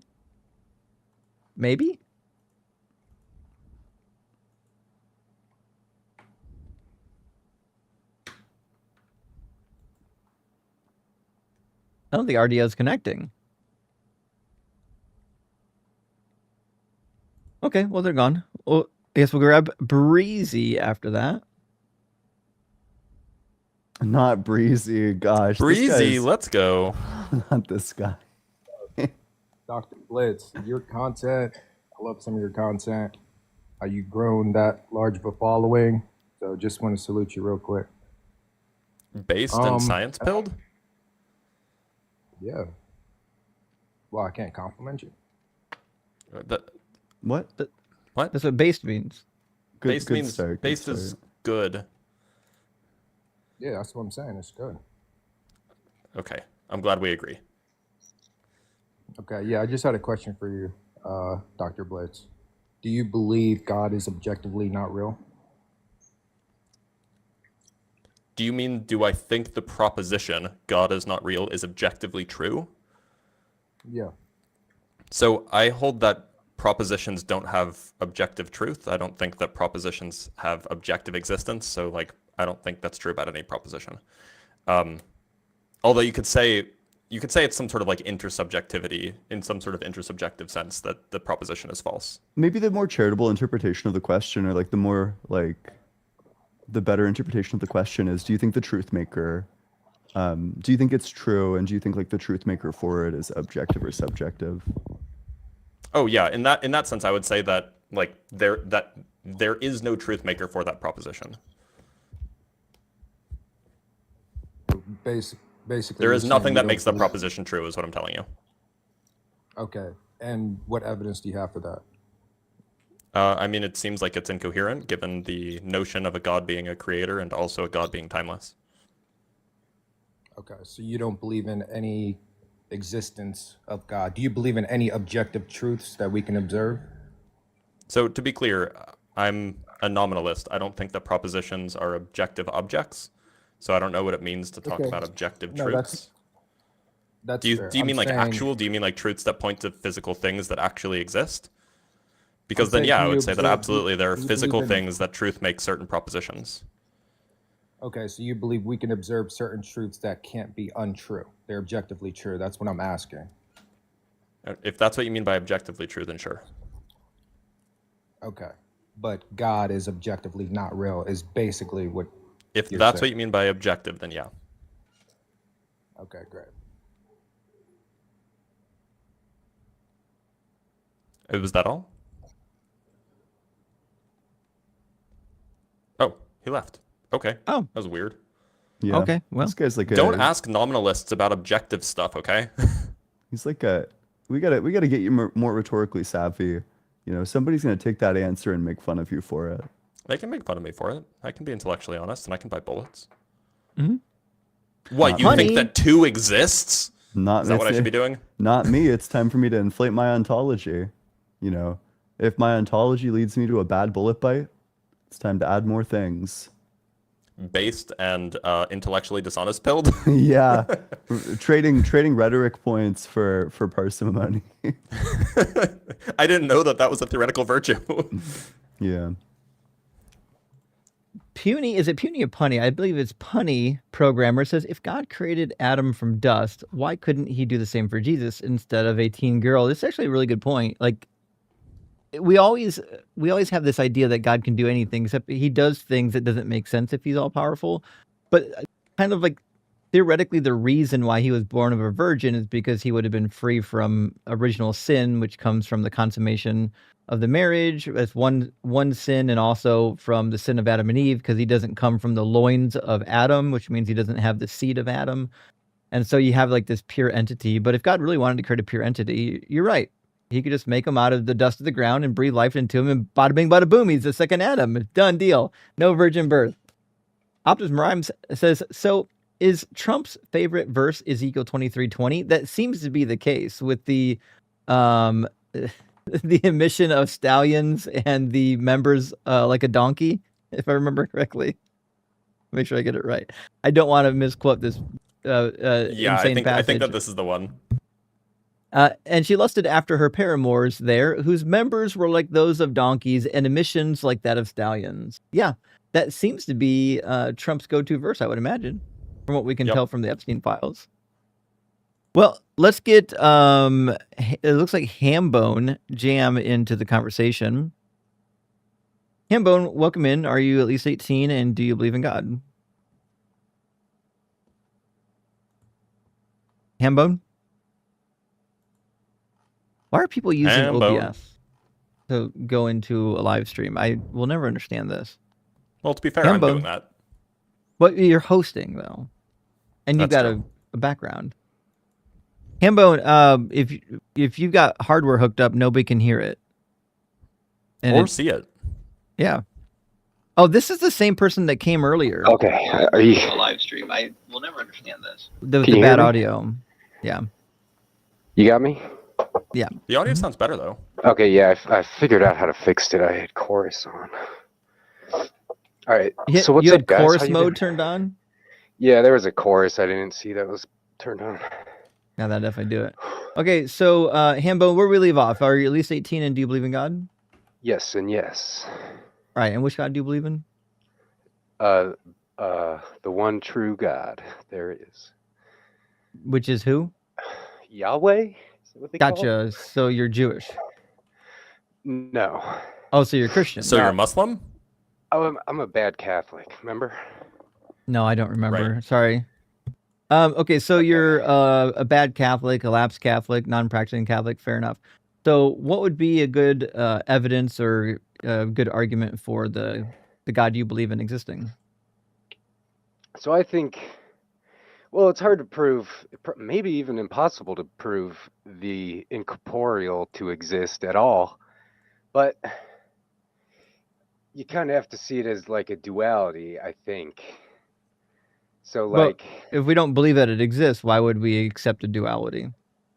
Although, to be fair, Ian is a Platonist. He believes in forms. It just happens to be that I don't, and I don't know Justin, about we Blitz. need you to be a dualist.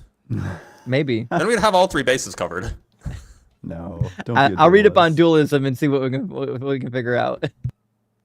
so do you guys think there's anything that you can see and experience, but that isn't real? Depends on what sense you mean by real. So Like you can like perceived to be real. experience something that doesn't actually match up to the reality of the experience. For example, you can like hallucinate, and it might seem in your hallucination like the walls are melting when in fact they're not. Okay. So in that sense, like you are experiencing something and that thing like exists. It's just in your brain. It's not like reflective of some like deeper reality that's external to the brain. Yeah, like the color magenta. See, it's not. No, It's not. I mean, the color magenta points to something that's real. It points to red and blue light. Yeah. But the color itself isn't real or something, right? I mean, in some sense, no colors are real.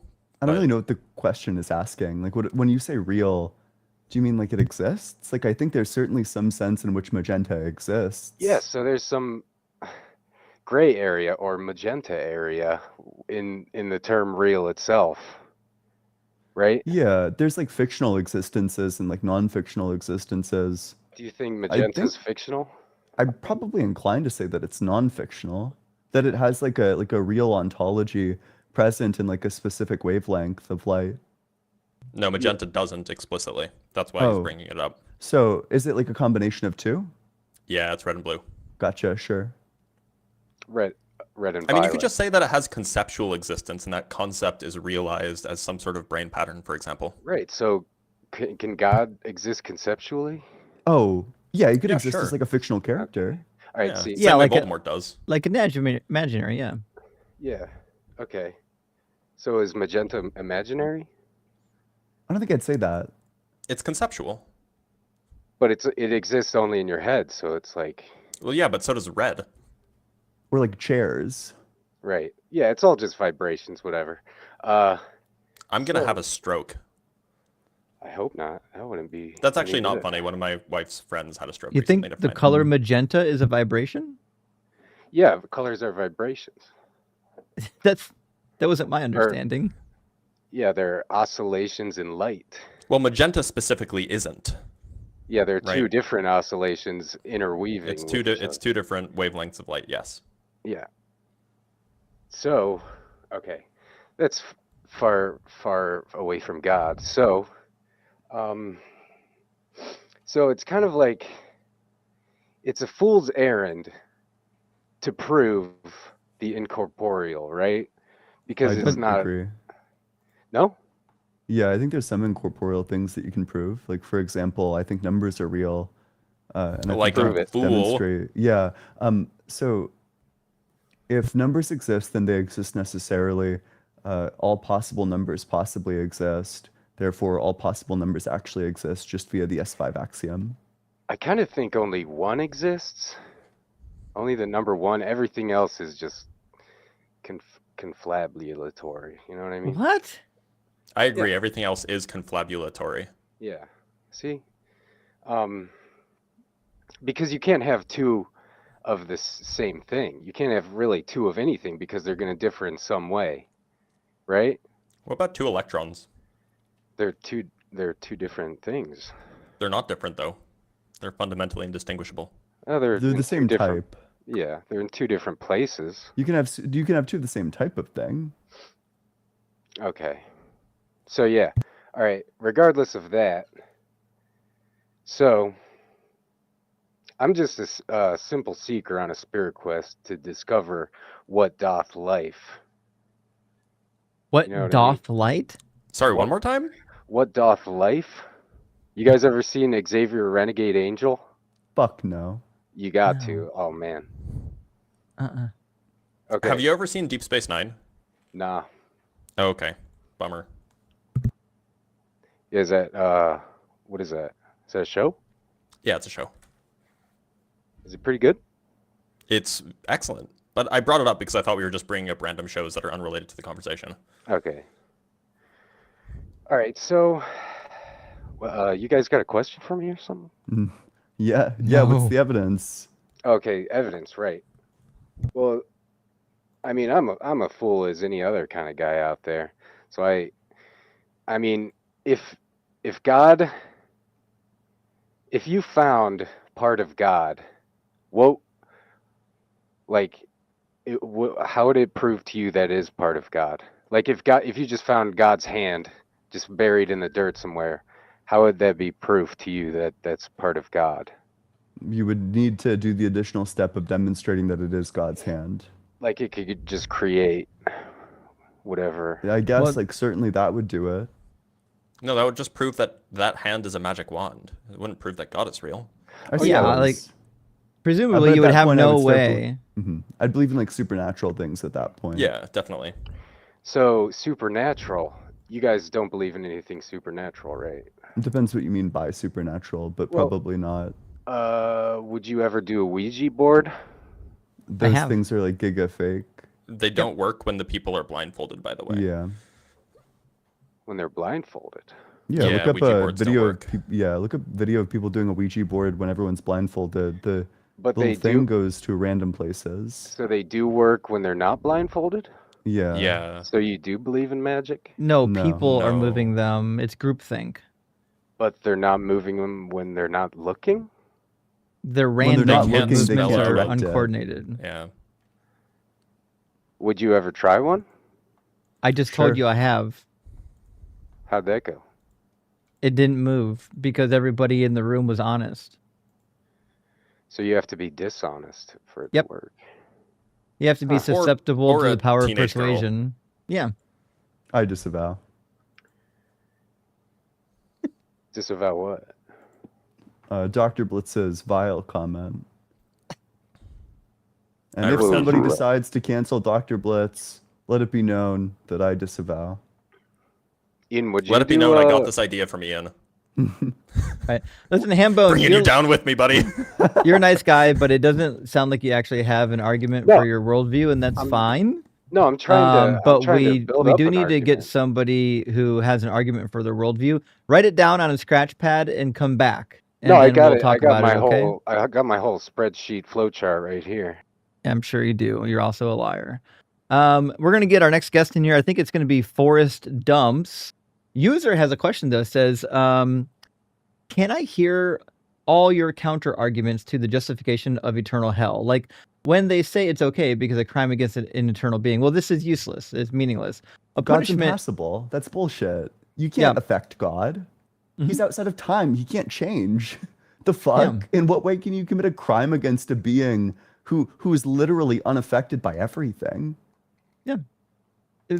And punishments or the consequences of crimes have two purposes. One is it needs to be a deterrent. That's why we have consequences. And number two, it's usually the consequence is somehow proportional to the amount of harm that has been caused. And to Ian's point, if you can't harm God, then saying he's eternal is irrelevant. Also, we don't punish based on like the length of time in which an entity lives. That's not how we do that. Like if I make a crime against an infant, it's not less of a crime because the infant has only been alive for less than a year, or maybe a year, versus doing a crime against somebody who's a senior citizen. The length of time that the person is alive in which you've supposedly harmed has nothing to do with whether or not your punishment should be lengthened. So God being eternal is entirely irrelevant. And Maryland, I think that's a really good point. I think you could probably actually expand that outward and force them to bite like pretty brutal bullets. Like get clear on what they mean by infinite. Like infinite in what? Infinite in intelligence? Oh, does that mean that, we should punish people less if the crime is dealt against like a severely disabled person? And if you do a crime against me, you should go straight to hell for eternity? Is that? Like, I feel like there's no way to avoid the idea that you would punish somebody less for like harming like a disabled person or a child or like something of that sort. Just get clear on what they mean by like God is infinite. Right. 100%. Marilyn, good to see you this morning. Marilyn says, you're all God. Deny one God. Atheists are closer to God than Christians. Marilyn, as usual, we're glad you're here. I don't know exactly what this super chat means, but thank you for being here and watching, friend. I hope that you're well. And we agree. Denying the Christian God is one step closer to at least what is true. And Zach, thank you for the $5 super chat, says a disembodied hand can create. Sounds like a real monkey's paw situation is afoot. Oh, that was good. Get it? A foot? Monkey paw? Okay. Very good. It was good. It was good. And Punny says DS9 is the story of the Bible in futuristic sci-fi form. Bjorns are the Jews. Kardashians are the Egyptians. Cisco is the Messiah. No, Cisco is Moses. I don't know what the analogy is so DS9 perfect. Cisco is Moses. The Bajorans are the Jews. Cardassians are the Egyptians. That's a great analogy. I thought Cisco was the inventor of the thong song. No. I mean, by the way, just so everybody's clear, the Bajorans were partially inspired by, Jewish struggle, also partially inspired by the Palestinian struggle, also partially inspired by the Irish struggle for independence. So, like, DS9 has a lot of inspiration. Comes from a lot of historical peoples. I'm more of an S5 guy. Panoramic Banana says S9? Newton. I have no idea. DS9? Deep Space Nine. It's Star Trek that ran in the early 90s. Oh, okay, sure. Okay, yep. Panoramic says Newton put indigo in the rainbow. Is that true? I didn't know about that. I don't know Newton lore very well. Yeah, he did. Interesting. Okay. I've heard that. Anyway, I actually can't confirm, but I've heard that. Have you heard heard like the one thing that like Newton was like maybe gay? Oh no. He was definitely an incel, so I mean maybe that explains why he was never interested in going to like seek out women, maybe because he was gay. Could be. And either Russian or Ukrainian name possibly that I can't read. Thank you for your donation. We really appreciate you being here and supporting the stream. And last one from Florine says to Ian, do you think some symmetry breakers apply to your ontological argument for numbers? I mean, you use them to criticize modal argument for God. So I think the difference that you'd probably say is that the symmetry breaker argument would be all possible mathematical objects possibly don't exist, to which seems like a direct contradiction. Because you need to use numbers to make the claim? The claim is just that there are no possible mathematical objects. Sure. So the symmetry breaker, okay, sure, because the symmetry breaker would just be like there's like a possible world wherein they like don't where exist. No mathematical objects exist. Yeah. I wonder. That's a good question. Would the idea of work, nothing count as a mathematical object though? Would what? Would nothing count as a mathematical object? Probably not. Oh, here's an easy symmetry breaker. I also defend that the universe is a mathematical object, and clearly it's possible. So that would be an easy symmetry breaker for the universe having necessary existence. Okay. As being like at least one mathematical no, object. it kind of begs the question. In what way? You identify the universe as a mathematical object because it shares all the properties with a mathematical object, and so you say that the universe exists, therefore the universe is possible. You identify the universe with a mathematical object, and so you're assuming that the mathematical object exists to begin with. But if the claim is that there exists a possible world where there are no mathematical objects... So then I guess it would probably just hinge on like whether or not the argument that the universe is a mathematical object is successful. Yeah. I mean, you could also run like, and you know, I'm not sure I buy this, but you can run the argument that like there exists one possible world. One is a number. Therefore, one exists. Something like this. Sure. Right? Yeah. Like some sort of like silly. Yeah. Okay. Some sort of rhetoric. Like if you can rhetorically beef that up, it would be a silly, probably objectionable, but silly and fairly strong rhetorically argument. I actually do think you could think probably so. run like indispensability arguments for that. That Yeah, you maybe.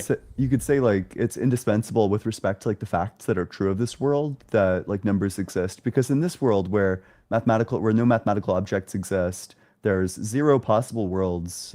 0 is like an indispensable part of the proposition, which means that like 0 must have actual existence. So there's at least one world, but then that means 1 has necessary existence, et cetera, et cetera. Well, let's bring in our next guest. We've got Forrest Dumps coming next. I think I've talked to Forrest once before. I could be wrong. We'll find out. Or maybe we talked to Forrest before. Hello. I don't think I have. Forrest, Welcome how's in, it going? Forrest. Hey, how are you guys doing? Good. How are you? I'm doing great. Forrest, are you at least Okay, 18 and do you believe in God? Yeah, 55. I believe that I do not believe in deity God. My conceptualization, if it is, it is the sum of truth, I guess, would be how I would describe that. So you don't believe in God? If it's even, I don't believe in actual like deities. I think that's kind of silly. I mean, maybe. Oh, in a we sense, we I agree kinda then. do. I think there might be. Okay. Well, Forrest, that's fine if you don't. You guys want to hear my mathematically deterministic Nah. finite map for the infinite? No, Forrest, we you sound like a really nice appreciate you, guy. buddy. There's nothing in the universe. with. I think I'd rather drag my testicles through a fucking field of glass I shards. can explain it very simply. No need. We'll pass on that. No, we don't need the argument. We want arguments for God. We don't want you to redefine God as something that you think already exists but isn't actually a God. I could redefine God as my kittens. That doesn't make God real. All right, let me grab our next guest, Foxy. Justin Egyptian stand confirmed. I think they got something right at least. The animals are badass. Foxy, are you at least 18 and do you believe in God? Can you hear me? Barely. We can. Can you still hear me or no? Well, we can't see you, but we can hear you. So, what are you at least 18 and what's your religion?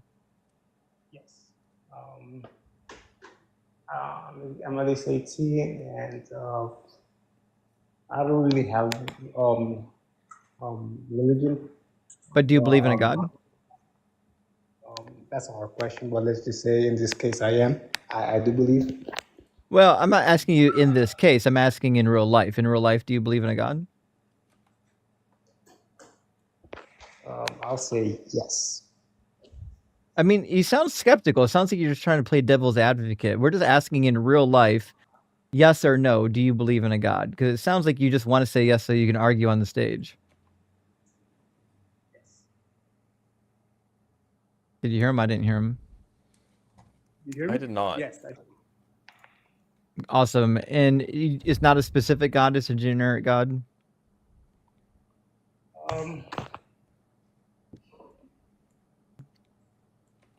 It's yeah, like a God, you know, like not really a specific God, it's just like an all-powerful God. Sure. And what's the evidence or argument for this God existing? So, so God is all powerful, and He's pure, and Right, but those are descriptions. We wanted evidence. like what type of evidence? Well, descriptions are strictly not evidence. So whatever you think evidence is up to you, but descriptions are not evidence of anything. Like consciousness? That's just a word. It's not an evidence.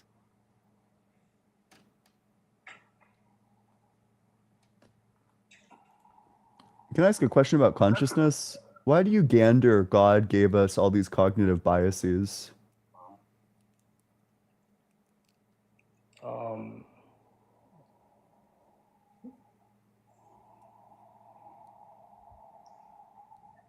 I don't think He gave. I think it was just there. Where'd they come from? It's always been there. That's what I think. Humans haven't always been here, so that's just not true.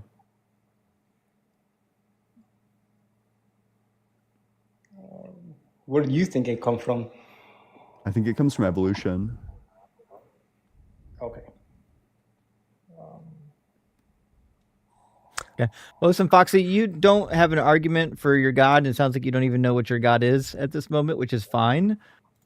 We recommend before you come back to a debate scene, you should like write down some notes on a notepad about what God you believe in and why you think that God is real, and then work from your notes. If you've never been in a debate, I definitely recommend working for some notes rather than just like spitballing off the top of your head, okay? Yeah, if you want an easier circuit, the Chatterbait circuit is welcoming to beginners. Every time, it's so funny. Oh boy! If you're watching on TikTok, allow PMARS to take you under his wing. Oh, he'll take you under something. If you're watching on TikTok, friends, our TikTok guest queue is actually empty at this time. We're going to bring in a guest from the YouTube queue. And if you're watching on YouTube, the link to join is tiny.cc/UA guest. You can get into the conversation, and we can talk about the God that you may or may not believe in. Let's get Fanto into the box. How you doing, Fanto? Hi, can you hear me? Yep. Oh, perfect. Okay, I'm a little tired, so I might not track perfectly, but I just want to have a conversation because you guys were just recently talking about Ian's stance on, I guess, like you believe that the ontological grounding for the universe is a mathematical object, and specifically, I believe it's the Schrodinger's equation. Is The that wave right? function. The wave function. Yeah. And so I guess you're also like a necessitarian, right? So I'm confused. Although I think that argument is that's like I would hold these things to be unrelated. Oh, okay. Then never mind. Because like to me that this doesn't really seem to follow, because I feel like a structure would any structure would only be logically necessary if like I'm assuming you agree, like if there's like no other alternative mathematically coherent structure. Probably you would say like all coherent structures, all coherent sets of axioms, like necessitate all the mathematical objects. Oh, okay. I see. Associated with them.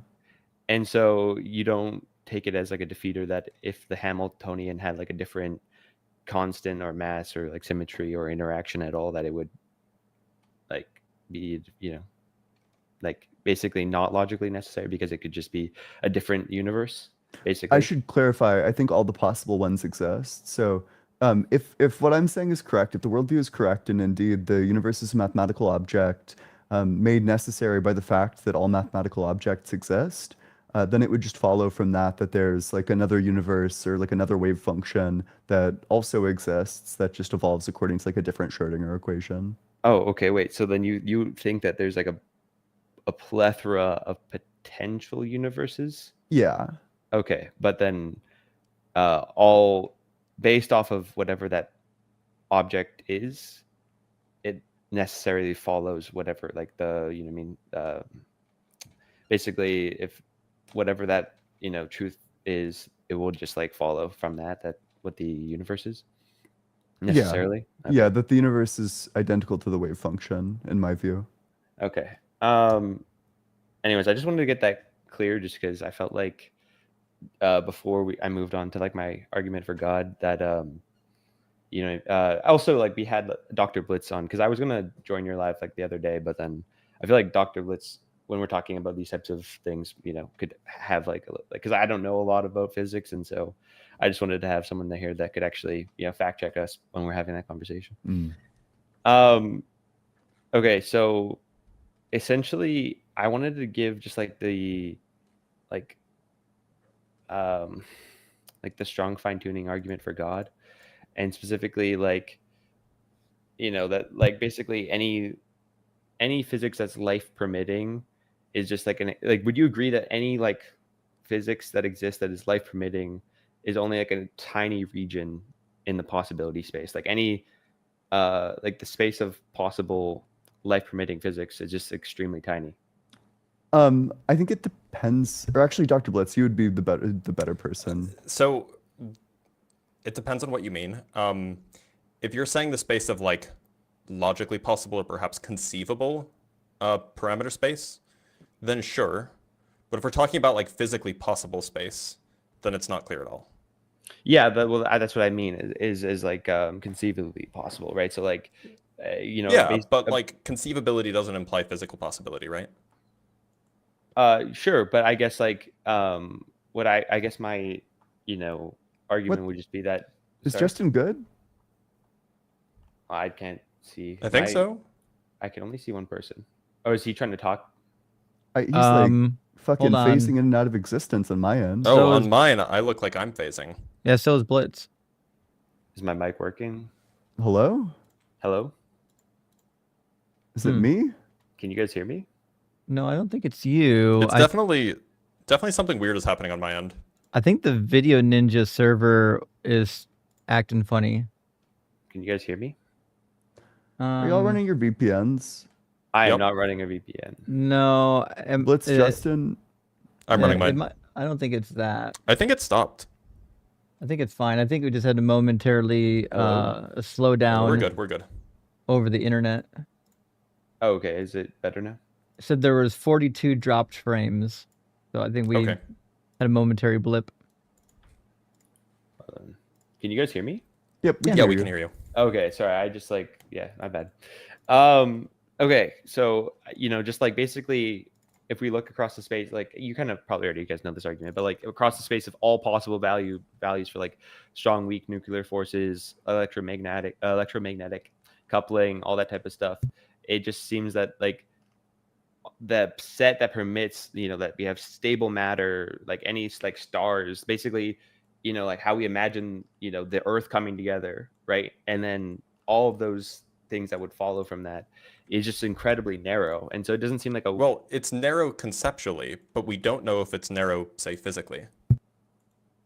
Could you what's the difference, I guess? Yeah. So for example, I can imagine I could imagine an electromagnetic force that is repulsive, but I could just think about it and be like, oh yeah, what if you put two charges next to each other that were the same charge and then they attracted? Or what if you put a charge and an opposite charge next to each other and they repelled? I could just conceive of that, but that doesn't mean that's physically possible. And in fact, it's not physically possible given, what the electromagnetic force is. Right. So conceptually possible and physically possible are not the same thing. And so I guess I was taking it the other way, right? Because to me, when I think about the small range of values in between, of what is physically possible, that would produce the life that we see. You know what I mean? So I especially because to me, the type of I guess do you hold electrons and love to be a reductio to strong fine tuning? It seems pretty strong. I like electrons and love. Okay, because to me, the problem with this, right, is that it presumes that the God, doesn't want, basically the domain of action, is kind of off, right? So God would want, agents that don't just have, what's it called?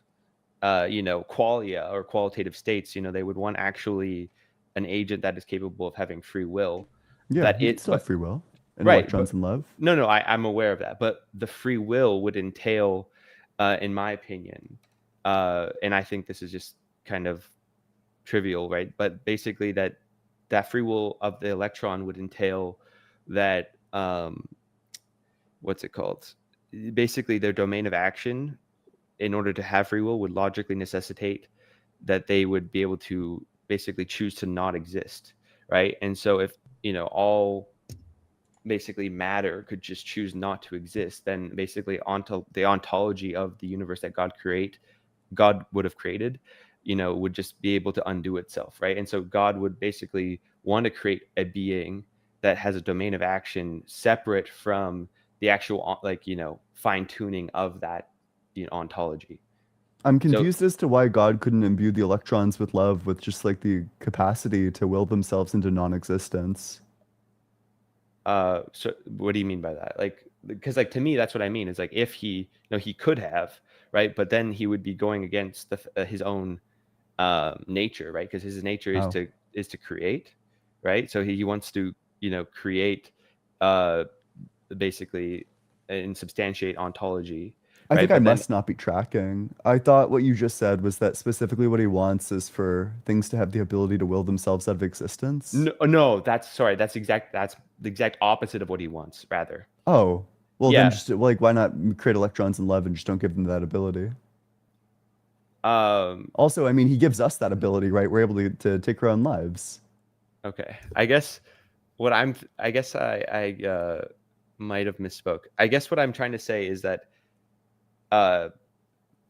right. Okay, no, you're right. Hold on. You're right. I did say that they It's okay. But I did say that they want to have a domain of action that is further separate from the ontology, and that again, I said I'm tired, but what is separate from the ontology? And they want them to be sorry, I'm getting lost here. But basically, yes, to will themselves out of existence, right? To have the ability to use their free will to, will themselves out of existence. And so if their domain of action, right, to have this ability, logically necessitates. Sorry, can you just repeat your criticism? Because I'm just restating what I just said. So okay. So let's get clear. Do you think one of the things that God values is the beings being able to will themselves out of existence? Yes. To be clear, I will say yes, because that is what Okay, then it seems like this is totally a thing. Like God could imbue the electrons and then make the psychophysical laws such that they could become unimbued with minds if they so will it. Right. And so okay, yeah. So I think that's why I got confused, because I misunderstood what your criticism was. I presume something else. So I do think that it's possible for God to have done that. But the problem is that when he would have done so, he would have been acting in contradiction to his will. Why? And that's because his will was to create beings whose specific domain of action, right, would not have been able to undo his ontology, right? Basically counteract the entire universe, right? He wanted to create a universe that would be substantiated by him, regardless of whether or not the agents, chose to, obey him, chose to live, all that type of stuff. Okay, then why couldn't God have just made a universe with electrons and neutrinos, and the electrons have wills and they can choose to cease to exist, but the neutrinos just keep being neutrinos? I guess. So wait, sorry, can you repeat that one more time? So So if the objection is merely that, like, oh well, what if all of the electrons choose to cease to exist? Then the electrons could, in principle, get rid of the entirety of God's creation. If that's the objection, and you think that God would never make it possible for the beings he creates to undo the entirety of God's creation, then why wouldn't God just put two different things in there? You'd have the electrons, which could choose to undo themselves, and then you have the neutrinos that couldn't. Yeah. And of course, the electrons could just be his chosen people. Yeah, of course. I see what you did there. Yeah, I guess so. The neutrinos make up the electron, or is no? The neutrinos are just other things that exist. Okay, and are they dependent or contingent on each other, or? No, not necessarily. In the same way that neutrinos exist in our universe, and they kind of just are there. Like, you know, they engage with various laws of physics, if you will, but they're just kind of there. And so there's no reason to say that God couldn't just fill the universe with both electrons and neutrinos, and just have the electrons have the power to undo themselves. I guess because just in my view, right? Like I would say that, like the complexity of the universe, right, is, you know, essentially God's gift. You know what I mean? I would argue that it's a, intention to create basically. This seems like we're shifting from fine tuning to intelligent design. I that's fair, but like I guess I was just trying to give an accounting for why that would be the case. But why does God value complexity? Like what for specifically certain complexities for like human flourishing or interaction. but in this case like electron flourishing and interaction?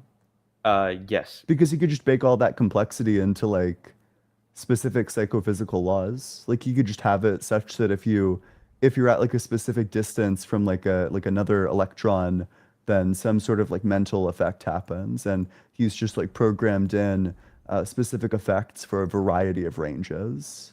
Do you think that there would be any like problem though with like I guess like I understand what it's trying to say, right? But then like to me the problem would follow that like there could only be with such simple ontology, there could only be a certain amount of interactions possible. Why? Right? Because I guess like if we have like spatial, relations, and then temporal, I guess would also, be, a thing that could maybe cause things. But I guess like I guess what I would imagine is that if two, like I just because like when I imagine it, right, like when I just use like more creative thinking rather than like logical thinking, I could imagine basically the electrons taking actions that they didn't intend to, simply for things like on a more common basis, simply because the interaction or the domain of action is much more simple. And so like yeah. Sure. So you could have it set up. God could have made the psychophysical laws such that anytime an electron is, I don't know, say like 50 times 10 to the negative 15 meters away from another electron, that if both of them are like willing, then they will form like a conversation where they can swap thoughts, and that only activates based on their like willing of that thing. And then if it's like 51 meters away from each other and they're both willing, then they'll like trade insults with each other or something of that sort. Yeah, honestly, I mean that's fair. I guess like to me it's just like under Christianity or like even like like I feel like that's the reason why like Christian accounts of God kind of make more sense, simply because the God has very specific intentionality rather than like a simpler or like nondescript theistic God, right? Where you could, I feel like this, because like the Reductio seems to land under like a nondescript theist God but like when I think of the Christian God, I think of a specific God with specific intentions, and it seems to, I mean, surely exhausting the possibility space will improve the probability. Fair enough. Well, I mean, you yourself said, So, what I will say, I think about the Christian God, the big issue is that if God wants humans specifically, that's like even a way smaller portion of the probability space, in terms of like what the constants could be. He doesn't just need like life permitting constants, he needs like human permitting constants. And at that point, it seems like God's desires are even more finely tuned than the constants themselves. And what would be the, I guess, the issue there? Because like to me, it's like the fact that the desires are more finely tuned actually seems to mean that it shows intentionality. You know what I mean? That if there's a mind that has a desire, a very specific one, and then he, I guess what you're saying is they're not perfectly syncretic, or like. So the reductio becomes this: in order to explain this like seemingly implausible fact, you appeal to an even less plausible fact. So at that point, like you've kind of kicked the can down the road, except you've also like made it worse. I You've see what like you're saying. added like spikes to it to make it even harder to kick next time, because now you're on the hook for explaining like, why does God want humans? That's pretty weird. Which I understand, because that's kind of, yeah, I see what you're saying, because like that beats my intuition that the Christian God makes more sense because of more, more specific intention. Yep. All right. I mean, I'm willing to, accept defeat, and I'll come back later with stronger arguments. Absolutely. Get wrecked, nerd. No, I'm kidding. No, Hey, thanks so much for coming on up. I love talking about electrons and love, and I think it's so cool that people are like reading into this sort of thing. I think my main problem though is that I don't find. I mean, this is like, we don't have to dive into this because this is kind of irrelevant to the topic, but like oh my goodness. Basically, mathematical realism or Platonism or anything like that to be like really any like, especially under like a naturalistic accounting, I find that it not to make really any much sense, especially. Oh, then don't be one. Fair enough, but like, what would be your reason to like say like a certain like abstract object ontologically grounds the universe, but not like God, I guess. I think that the ontological arguments in favor of mathematical objects are probably more successful. I think that in terms of it's also simpler, right? I think that if it's true that the universe is a mathematical object and mathematical objects have necessary existence, well, then it's just like a much simpler ontology. It's a one category ontology. And it also has like lots of explanatory power. Sorry, go for it. So you also run like an argument that I think is like, I've been thinking about it a lot, is basically if God exists out of time, you probably you run this all the time, so you know what I'm talking about. But would you agree that like abstract objects don't have causal power? This is something I'm still trying to parse through, which is like, what would causation be on like the B theory of time? What would that be? Yeah, that's kind of exactly what I would imagine, because I don't understand how that would make sense, like from that perspective. You know what I mean? Here's kind of the way that I'm thinking about it right now. Like, this is what I like visualize in my head. I wonder if there's like the sine wave, right? Imagine like a sine wave chart where it's like whoop whoop whoop whoop whoop. Yeah. So I'm trying to think through whether there's like some sense in which the sine wave at a specific point is caused to be that way by where the sine wave was like slightly before that, and then also like the combination of like its position prior to that, and then also like the derivative of it or something. Okay. I don't know. Blitz, do you have any thoughts on that? Sorry, I was not paying attention. I was writing up something. God Want to damn repeat it, dude. Well, I dude is just came up gooning. with a ontological proof that something must exist. Okay, sure. So I'm trying to think through like what causation might look like under the B theory of time, and specifically under like if the universe is like a wave function as an abstract object. So I'm trying to think about whether or not I think causal terms might be able to be used in terms of like separate mathematical objects, like a wave function, or sorry, not a wave function, like a sine wave function, for example. I wonder if there's like some sense in which we might say that the position of the sine wave at like a specific time is in some definition of the word caused by its position immediately prior, combined with like some sort of like derivative. I wouldn't say so. So typically I would say that cause and effect is supposed to be asymmetric. Effects or causes True. cause effects. Effects don't cause causes. True. And so because it kind of goes both ways, there's supposed to be it's not really clear if that's like causal. Also, we typically understand cause to mean something like temporal, right? Yeah. That's true. Although, under Would the At you, least that's theory how of I understand would you, it. no, would no, you, no, it's would true. you, I agree. would you rather like understand it like because like I guess like a lot of people, well, I mean most like theists, they and like take a atemporal understanding of God to kind of get around your argument. And I know you would fight back on that, but would you, I guess, adopt the same kind of viewpoint on the mathematical object? I mean, it's like obviously, right? But like, so instead of it causing, it just substantiates it somehow. Like grounds it? Yes, yeah, ontologically. Maybe. Because like, Plausibly. I just, yeah, I guess. Anyways, we don't have to That's go fine. off on a I platonic. think you know. probably like the idea of a god. So first of all, I don't think that the relationship God can stand in the universe is a grounding relation. Insofar as I think a grounding relation would take away God's free will. And so, what would be the argument for that?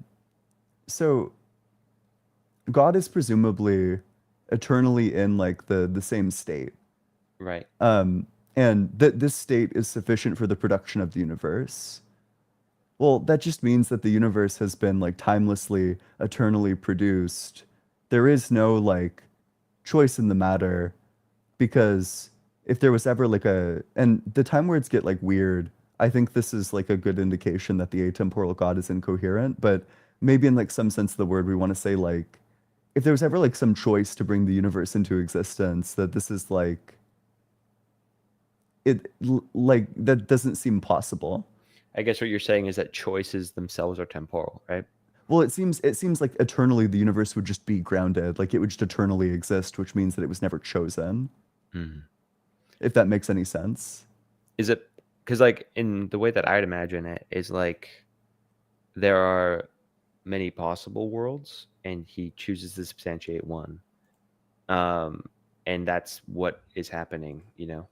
And happening, I guess itself is a temporal word, so it would kind of you know, cause problems there, I guess, to use that. But yeah. The real problem that I think is that it's just always been there, which means that there was never like the choice to bring it into existence. That's the problem that I see with God standing in a grounding relation. Right. I guess I haven't like read up on a lot on like God's free will. So I wouldn't be able to like, you know, really have a conversation about that right now. But Sure. I do thank you for actually bringing that to my attention. I will have to research that. So Yep, absolutely.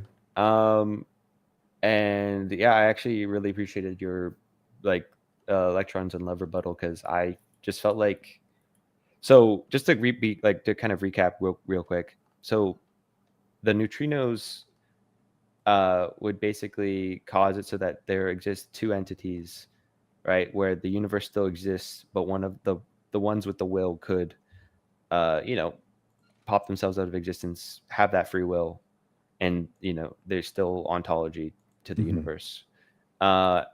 And then what else? Because like, I guess for me, like again, like I mentioned how like the complexity of God's desires, and then you were saying how I am using that to account for a So yeah. So God's desires are like this ultra specific thing on the Christian worldview. He doesn't just want life. He wants like an extreme subset of life.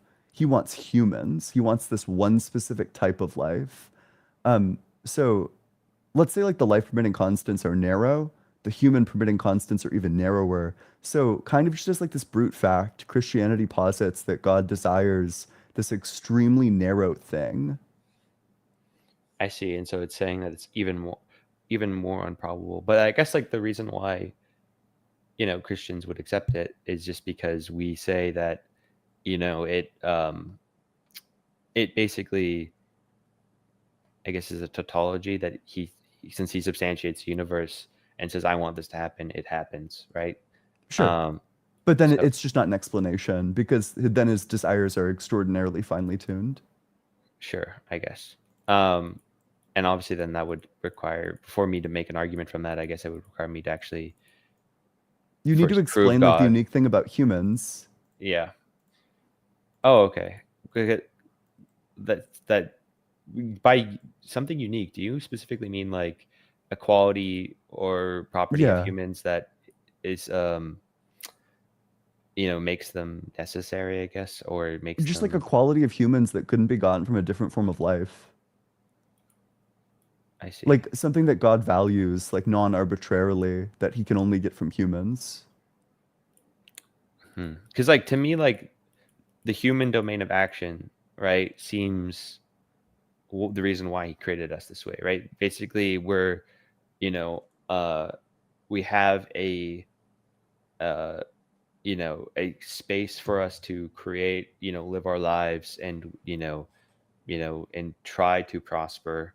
And, originally the plan would be to prosper, without, the will of any sort of evil entities or anything like that trying to, defer us from our, connection with the God, our closeness to God. And so, under like the original will of God or whatever, it would be just to, live in absolute harmony with him and to, what's it called? Basically have a domain of action where we could, be able to meaningfully, I guess, have these qualitative states, without, with external, with sufficient external, I guess I'm just kind of defining it into existence again, but I don't know. I guess like I'm not sure why you couldn't get all that stuff from electrons and love. Sure. I guess like the more ontological entities there are, to me it just seems like, I guess, I don't know, because I'm running into a thing in my head where and you actually mentioned this sometimes, right, where the hallmark of design is not it's not complexity, it's simplicity, right? Yeah, but I just stole that from a Professor Dave video because it sounded smart.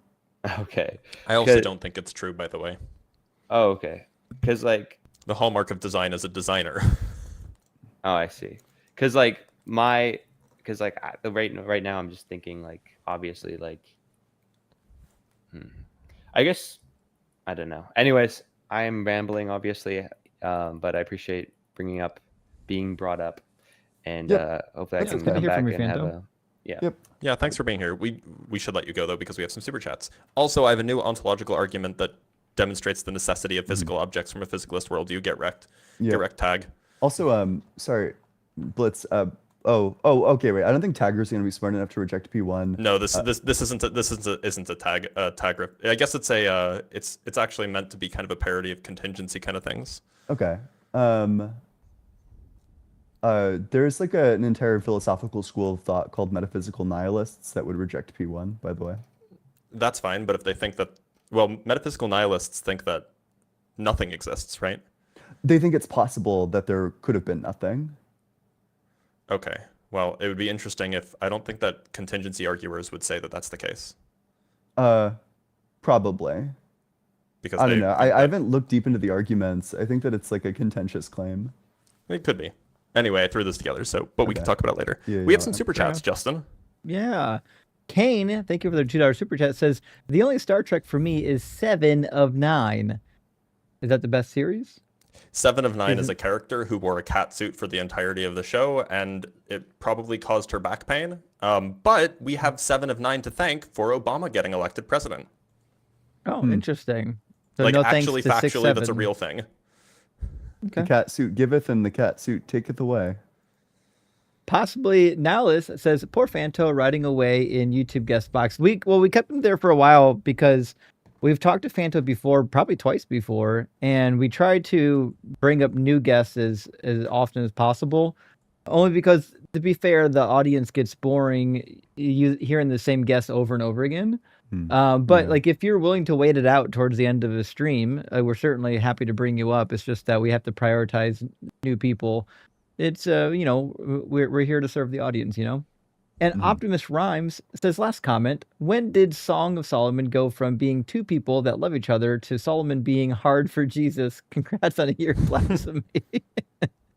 Well, the problem was, so the Song of Solomon started as what we might refer to as like erotic poetry, and because like a lot of Jewish people and a lot of readers of Song of Solomon didn't kind of like the content, and they couldn't figure out what the meaning was for the reader.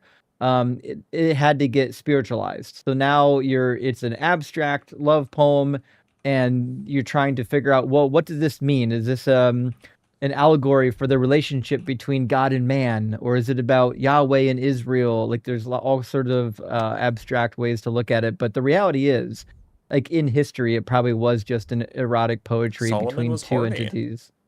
Dude was getting off. That is the case. The same.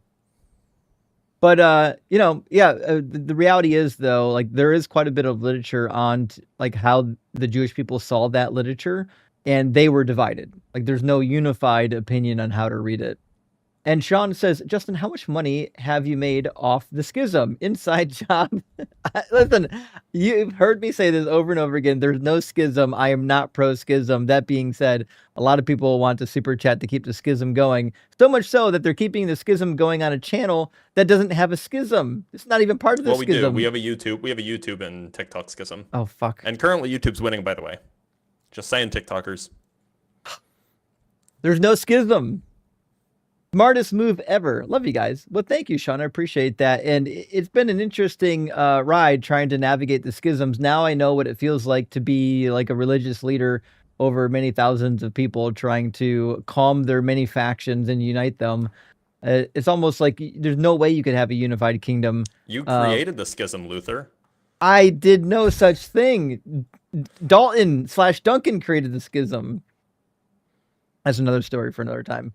Duke, thank you for the super chat though. Says, speaking of space shows, I'm more of a Firefly guy. Always finding myself in an alliance-friendly bar come U-Day looking for a quiet drink. You guys understand any of that? Because I didn't understand a word of that. I never watched Firefly. I have to hang my head in shame. Man, we're getting some deep lore. Well, thanks for super chat at least. And user coming with another question. Thank you so much for the $20 super chat. This looks like a large question. Says, for the eternal hell and eternal being argument, is Justin saying that the justice is that in the Bible? Is Justin saying that the justice that is in the Bible is maybe relative because it could change based on age? And are there verses that say God's justice is or isn't based on time? So, yes and no. So, if you take the argument that since you sin against an eternal entity, you need eternal punishment, then yeah, you would say that morals are relative because they're different depending on who you are offending. That being said, is there anything in the Bible that would say that the laws change on age? Kind of. So, like, if you accidentally kill a baby in the womb, you pay a fine. You don't get murdered. It's not an eye for an eye. If someone is already out of the womb, then in fact, you would get an eye for an eye. However, if it's your child, you can kill that child according to Deuteronomy 21, as long as that child is rebellious or broke one of the laws. If they didn't break one of the laws, then eye for an eye tends to apply. That being said, God's justice, according to the Bible, the Hebrew Bible, is eternal. Deuteronomy 30 makes that case, verses 6 through 9. Deuteronomy 12, verses 1 and 2. Deuteronomy 12, verse 28. And others all say that this law it's perfect, it lasts forever. Jesus himself says that it's in effect until heaven and earth pass away, Matthew 5, 17 through 19. So according to the Bible, God's law is forever, even though it is some form of relativistic laws. Hope that helps. And I am the big cheese. Thank you for the super chat. Says God's nature is to create. How can anyone make this claim? God could value non-life more than life. God cares only a little bit, but not really. Big cheese, I'm with you. If God's nature is to create, then it's weird that there was ever nothing. Like if it's part of his absolute nature, that means there never should have been nothing. Nothing is not even on the table. True. So, I mean, you would have to deny his nature or say that his nature changes, right? I think probably what you would be like definitely committed to. It's kind of hard to imagine like a way out from the conclusion, which is just that there would like always be something. Because if it was ever just God existing alone, well, this motherfucker's not fulfilling his nature. Right. Exactly. And I am the big cheese. Thank you for the additional super chat. Says, in a possible world where God wanted humans to be fireproof and hydrophobic, theists would argue that any other kind of human would destroy free will. I mean, yeah, that's the case, right? The reality is, with the fine-tuning argument, it doesn't matter what the state of existence is. They would argue that that is finely tuned, which means fine-tuning really doesn't have any parameters, especially if God can do anything. If God can do anything, any combination of molecules he could have turned into life. But hydrophobic would be fun. Da Freak, thank you for the $2 super chat, says, Justin, Doug needs a book or I win. We started a book of Doug in the Discord. Apologize, we haven't added to it for a while. So, Da Freak, you're welcome to add your own verses of Doug into the Discord thread. And last super chat from the Theosophical Wanderings. Thank you for the super chat. Says, you could run a reductio on Ian's argument. Human personhood is a kind of abstract object. Therefore, human persons are necessary, but this seems false. Nuh-uh. I think that, well, so you wouldn't say that they're like a metaphysically weighty one, like the type of one that is necessary existence, except in like the necessitarian sense, of course. What you would say is that what human nature is like a social convention.